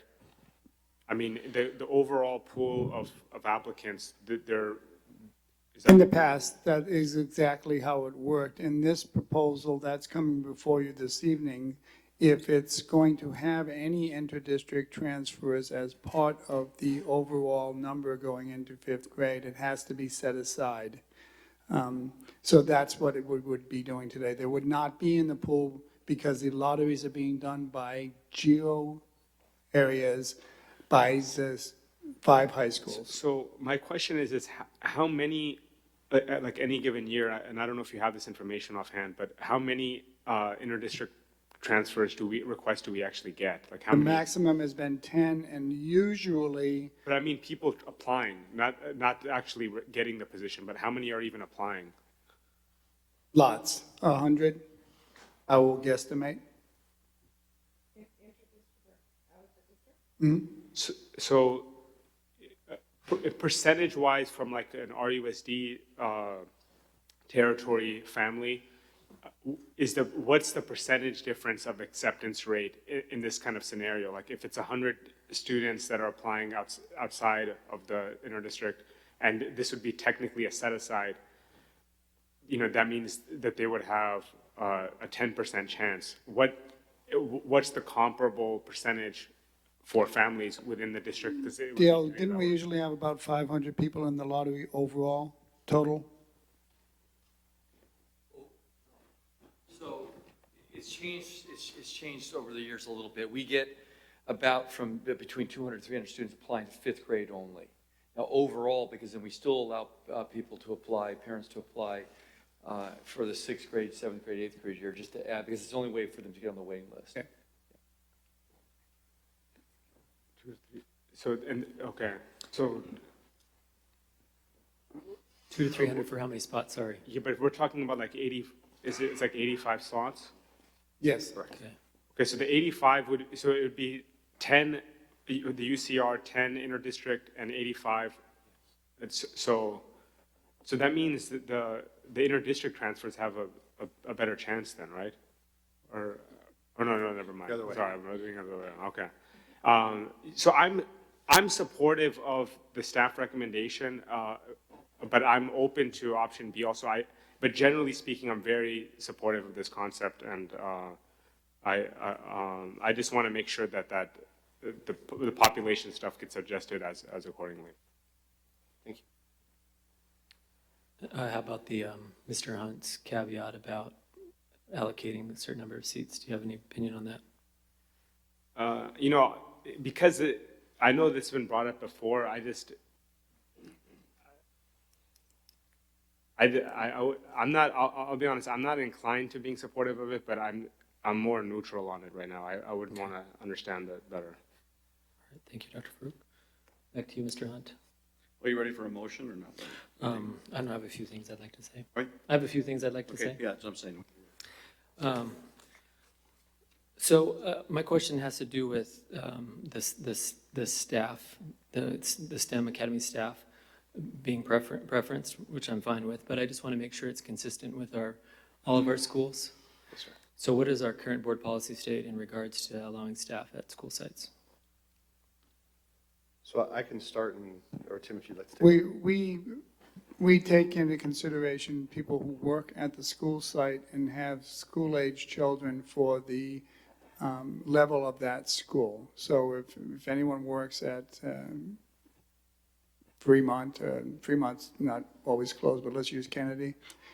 Even though they have very few transfers that can come in, we try to accommodate them without going over their GSA. We have to maintain the GSA levels. So if the student happens to be in third grade and we're already at the grade span average in 1 through 3, then we can't let them in. But if the number goes down, then we get them in at that point in time. So we do give preferential responsibility for transfers to staff that work at the school. Other schools, we will put them in before we do our transfers. So if a school has 56 spots, when we get it from facilities, and 6 staff want their children to attend the school they work at, we take that 6, we put them in, then we hold a lottery based on 50 spots instead of 56. So to answer your question, all efforts are made to accommodate staff's children at schools where they work. But there could be an instance where, based upon the enrollment, a staff's child would not attend. There are a few exceptions where they are sort of put on a wait list. As soon as the spot became available, or if it becomes available, we would then get them in at that point in time. Again, we can't go over the GSA because that's not something that we can do. No, I get it. I just want to make sure that we apply the same rules to STEM that we do to all the other campuses. And it doesn't seem like in the past it's been an issue, but, let's say that one year there's 15 kids that, of staff members at STEM that want to attend, and how would that affect the lottery? So as long as we're applying it across all campuses the same way, I'm fine with it. I also just want to thank staff too for coming up with this equitable system in terms of determining who is eligible for the lottery and how many options they would get. This is something that I've been looking for since my tenure on the board 4 years ago. And while I do understand Mrs. Alley's point, it's a choice school. I've argued, again, for 4 years that it's not a choice for a lot of kids if they can't get there. It's not a choice for a lot of kids if nobody's telling them about it. And it's not a choice for a lot of kids if we're not preparing them for it. I think it's, to a lesser degree, the last one. But the first two, I think, are a big problem on why we're not getting the characteristics that are reflected in our district as reflected at STEM. So I think this takes a reasonable approach to try to make an effort without trying to profile a child, about trying to get our numbers right, but trying to look at the census block, and I think it does. And I do think that the education component is really important. And I say that, we can look at a lot of studies to show about kids whose parents who attend college and them attending college. But I think about my own mom. Her parents didn't go to college. The only reason why she ended up going to college was because her best friend in school, her parents went to college, and they are the ones who told her, you got to go to college. So I think there's something to be said for those kids that aren't the kids that are at STEM now whose parents didn't go to college, or the future kids at STEM whose parents didn't go to college, to be around other kids whose parents went to college, and that's the focus and that's the vision, to have that support system. So I really do think that's a necessary criteria. I also want to mention on the how important the educating and recruitment to educate parents about STEM as an opportunity for their students, because I also don't think that parents realize that at 4th grade they need to make a decision whether or not their students are going to pursue a STEM education. I understand in the meanwhile we're trying to beef up STEM across all campuses, which I think is important. But I also think it's a little bit early in 4th grade for us to determine whether or not a child is, inclined in math or not, because maybe they just haven't had the right teacher or the right mentor or the right opportunity to be successful. And we know how hard it is to get into STEM if you don't get in 5th grade. It's hard enough to get into 5th grade. So I think that education recruitment part is really key, and we haven't done it right yet. So I think there needs to be an all-out effort to approach it from a completely different angle. I like the idea of talking to all of our 4th grade schools, but I even wonder if that's too late. Because if we're going to base it, the key criteria based on your SBAC score, we have to make sure parents know that that SBAC test is really important in 1st grade so that they can take it seriously from the beginning. As far as intradistrict transfers go, I'm inclined to go with whatever the board's direction is, but I do have a question in regards to how many interdistrict transfers, if you look at the span of 512, and what the financial impact would be if we cut off intradistrict transfers.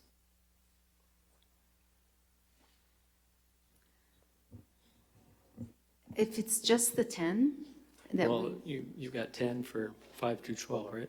okay. The total impact on the budget. If we would cut off that would be substantial. I don't have the exact number, but I can, if it's about, what, 7, how many? Currently, Ms. Kakish, we have 93 students, 5 through 12, at the STEM Academy who are on transfer outside of our district. So Okay. just under 100 kids. It's about $850,000. So again, I'm not saying we should make a decision based solely on money, but that 850 is going to come from somewhere else. So it's something to consider if we do decide to get rid of the intradistrict. I do like Mr. Hunt's proposal to allocate a certain number of spots. I don't know if it's 5 or 3 or 10, whatever that number is. I think that school impacts that community right now, according to them, negatively. So to give some allocation to them, I think that would make a lot of sense. And then my last comment just has to do with the standard for entrance. I get that this school is geared to those that want to go into science and math, and we do have to have some kind of criteria to make sure our student's going to be successful. We don't want to set them up for failure. And obviously, a newcomer from Guatemala coming here in the 5th grade who doesn't speak the language is not going to be a fit for STEM. I don't think they're going to apply, but obviously, if they did, they would have a very, very difficult time. They're going to have a difficult time at any of our schools. But I think it's important. I do like the recommendation that you have to score a 2 or above in math or ELA, but I think it should be clear that that's an automatic entry. I don't want it to be an asterisk and you have to look below and say, oh, well, if this panel will look at you as a whole student and then we'll let you in or not. I think it should be pretty clear that if you want into the lottery, you get to do so as long as you meet, if you score a 2 on math or ELA, or, you can meet another criteria. There's a process. Excuse me, so I just want to make sure that's not a caveat to our policy, but actually part of the policy.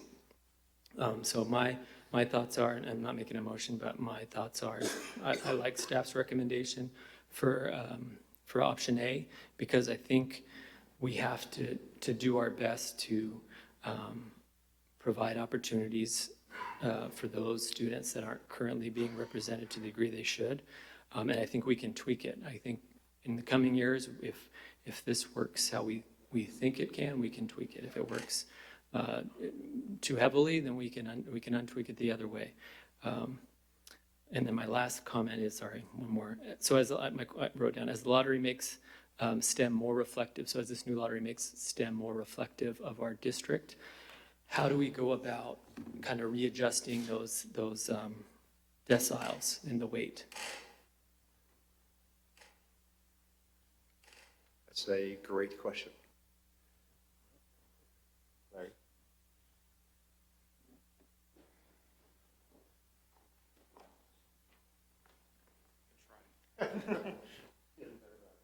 I think you could maybe look at option B as one alternative, is knowing that the option A provides additional weighting, then maybe going to option B as one way. We also know that the census data gets updated about every year, so we'll see those district averages change over time, and those census block group characteristics change over time, both as a whole and on the individual level. So I think that will help correct that over time as well. So the idea is every time you do this lottery, you're going to revisit these census blocks, find out what the district mean is, and then adjust whatever. If we go option A or option B, you put the points. So it'll adjust from year to year. Okay, that makes sense. Okay, thank you. Appreciate that. Back to Mrs. Alavi. Mr. Lee, you said something that made me think. You said that maybe fourth grade is too early, or is too late. You might consider having third and fourth graders come to this orientation.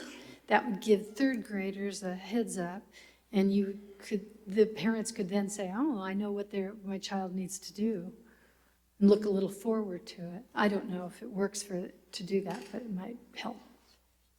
Thank you. Thank you, Mrs. Alavi. I don't see any other people wishing to speak as a discussion item. If somebody wants to make a motion. Dr. Farouk? I mean, I think the question is what we're going to do with the interdistrict transfers. Because I think, in terms of taking into account the cost, I'm supportive of the motion as you stated, President Lee, but I just want clarity on what the what trade-off we're willing to do with the cost of the interdistrict transfers. Mr. Hunt? Yeah, I would propose, and thank you for bringing that up, Mr. Lee. And with respect to your feelings on option A, then we would move forward on the plan as presented by staff with option A, with no more than 4 set aside for the old Hyatt boundary lines, and that 6 would be set aside for interdistrict, and that if those 4 aren't used, they roll into they become the 5th, but they become the next 4 for interdistrict. So we could have up to 10, but we would have 4 set aside for those homeowners. It's going to be rare, I think. I don't, we can think about how many homes and all of that, but at least it gives them that. At least we're giving them that kind of allocation, so it could be up to 4, and those that aren't used go back to interdistrict. So that would be my motion. Okay, and then also in regards to just so I can clarify your motion, so the last piece is the recommendation about allocating by administrative cluster? Yes, sir. You agree with that too? Right. Is that part of your motion? Well, that's, the recommendation of the staff. Thank you, Okay. sir. Yes, sir. So, okay. That would be Option that. A would be- okay. The only change is the interdistrict will be split between, we would now have 4 for the Hyatt. And I would ask staff perhaps, because we don't really count do we get many kids going to our schools from the, I don't know if I get this. Well, this married student housing, though, they don't own their houses, do they? So the kids above UCR go to Highland, I would think. So just the old Hyatt area, 4, 6 for interdistrict, and any of the 4 that aren't used for the Hyatt area roll back into interdistrict. Got it. Dr. Farouk? I would like to make an amendment that we explicitly also, the allocations from the clusters, that's also being, with each Census Bureau being evaluated, if that's. I think it's okay. I don't think that, I didn't have that. Did I not have, if I didn't have that, it's fine. Yeah, because Dr. Lewis said it wasn't explicitly stated before. I just want to make that amendment, but otherwise I'd second the motion. Okay, so just to clarify, so based upon the allocation as presented tonight, the 17 for Arlington, 17 for North, 20 for King, 19 for Pauline, 12 for Ramona, that those numbers also adjust based upon? Okay. Oh, and I'd like to also add that we review this mandate no less than every 2 years. Well, I'm saying, though, if some board in the future didn't, but that the board is obligated to review it no less than every 2 years. Doesn't mean you can't review it every year, but right. No less, that we set this is going to go on for many, many years. So that's, okay. I want to add that if I can. And I accept Does that amendment. staff have that clear, what the motion is? I have one clarification. Yes, sir. With what Trustee Hunt said, the old Hyatt attendance area is different than the neighborhood. You could pick up some apartments or some marriage housing, but you talked about the cost of your home and it going up if you live that. So is it the old Hyatt attendance area, or can we go look at the neighborhood and come back with the board and say, here's this attendance area where homeowners live, where That's a good point. What you've got is sort of the centennial thing with the apartments next door, and I can go play football if I move into the apartment. So you're saying I could get my kid into STEM if I went to an apartment over there off of Lane. Well, with the old Hyatt attendance area, yes. But if you take the neighborhood. So it should be the homeowners. in the old high attendance area. Or the neighborhood. I don't know if Just we right can around that discriminate against, Pardon me? I don't know if we can discriminate based upon housing status. I mean, I get the intent, we don't want someone to trick the system, but. See, the neighborhood, we can go and look at a 3-block radius and come back and give you an idea, or a 4-block radius. But if we Yeah. go to the old Hyatt area, you know, I don't know what the outcome would be on that, Trustee I Hunt. would trust the staff's recommendation to come back and report if we think anything's, Okay, that way I think that'd be fine. so That's a good we'll point. look at the neighborhood and we'll come up with a radius and we'll come back and share that with the board. Okay.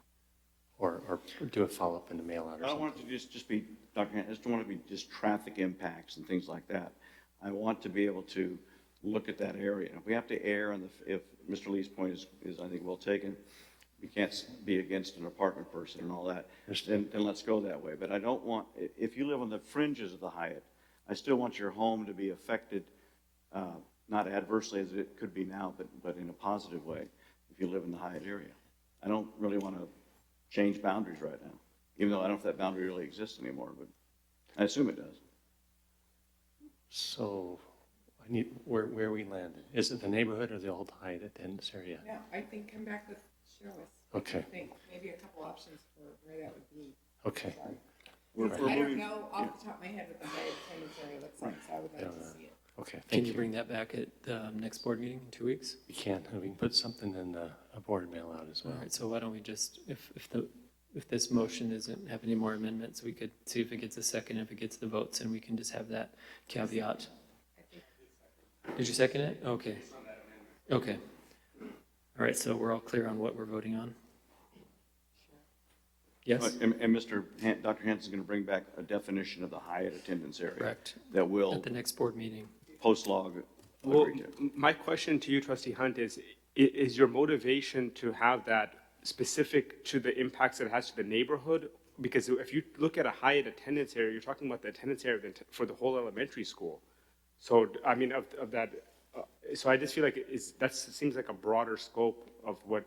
Well, that's why he's going to come back and give us a definition. But what is your, I mean. My intention is to not adversely affect the value of the home there by having it not tied to improve the value of the homes there and the marketability of them for people that would want to move into that area because they would, if they bought a home there, their child could skip the lottery system and grab one of those guaranteed seats. Set aside seats. Yeah, we've heard people from that neighborhood, I mean, it's been a minority opinion, but saying that their homes are adversely affected because of it. So anybody that meets that criteria should definitely be included. And I think, too, my motion says 4 right now. A trend may show us that it's more or less. I think it probably end up being less, and nothing wrong with changing that in the future. All right, so I think we're clear. So we have a motion from Mr. Hunt, and then with the amendment, Dr. Farouk second. So we're going to vote.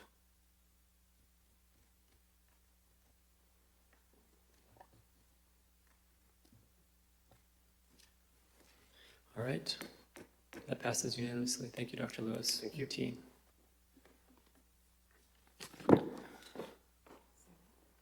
I believe that's it. So we're at the conclusion. Before we get to board member comments, I did want to apologize to our 2 CTE students that were helping in the back. I failed to introduce them, but Juan Dominguez from Poly High Media Production and Liam Ogawa from King High School Media Protection. So thank you. If you're gone already, I'm sorry, but thank you for being here tonight. All right, so we'll go to board members' comments. So board members, feel free to share with us what you would like and also any future agenda items for future meetings. And we'll start with our student board member, Michelle. So it's really exciting seeing all of these discussions going on about STEM high school. I actually had the opportunity to visit some of the potential sites for the new high school. And so I'm just really excited to see the fact that the board is trying to expand STEM, whether it's at the elementary, middle, or high school level, and the fact that we're trying to create such a diverse community for students to receive a STEM education. Now, as for what we were discussing earlier with the Poly property. I just want to share something. So this morning when I was driving to school, I noticed that there was a new sign in front of the school at the intersection down on Central when you're entering the parking lot. There was a giant sign saying that students could not cross the street from the parking lot at Temple Bethel to across the street right by the pool. And there's a new sign saying that students could be subject to a jaywalking citation if they cross the street from those 2 points. And I think that there is a parking crisis, like we mentioned earlier, and there needs to be something done about that. Because right now at Poly, there's construction being done, staff spots are being taken up, and so those staff spots are then being taken from student spots. So, students have to park across the street. Sometimes they have to walk all the way to the end of the street and back just to make it to school. A lot of times they, are tardy, they get in trouble because of all of these issues, but here is this sign saying that you'll get cited for jaywalking. And I don't know what the city limitations for that are, but I felt really bad for some students this morning, especially because I could see them running to class. Meanwhile, I'm trying to find a parking spot, in the tiny little parking area. And even at King, I attended the Poly versus King rivalry game last Friday. And my friends and I, our motivation to get there 2 hours early, besides the free t-shirts that they were handing out, was to get a parking spot. I mean, luckily we got there 2 hours early. We got the free t-shirt and the foam finger, and we found a parking spot right by the gate. But it was so hectic trying to get out, and we were, debating whether we should leave early or not because there's so much traffic at the intersection and so many cars. And so I'm glad that there are discussions about that as well, speaking from my personal experience.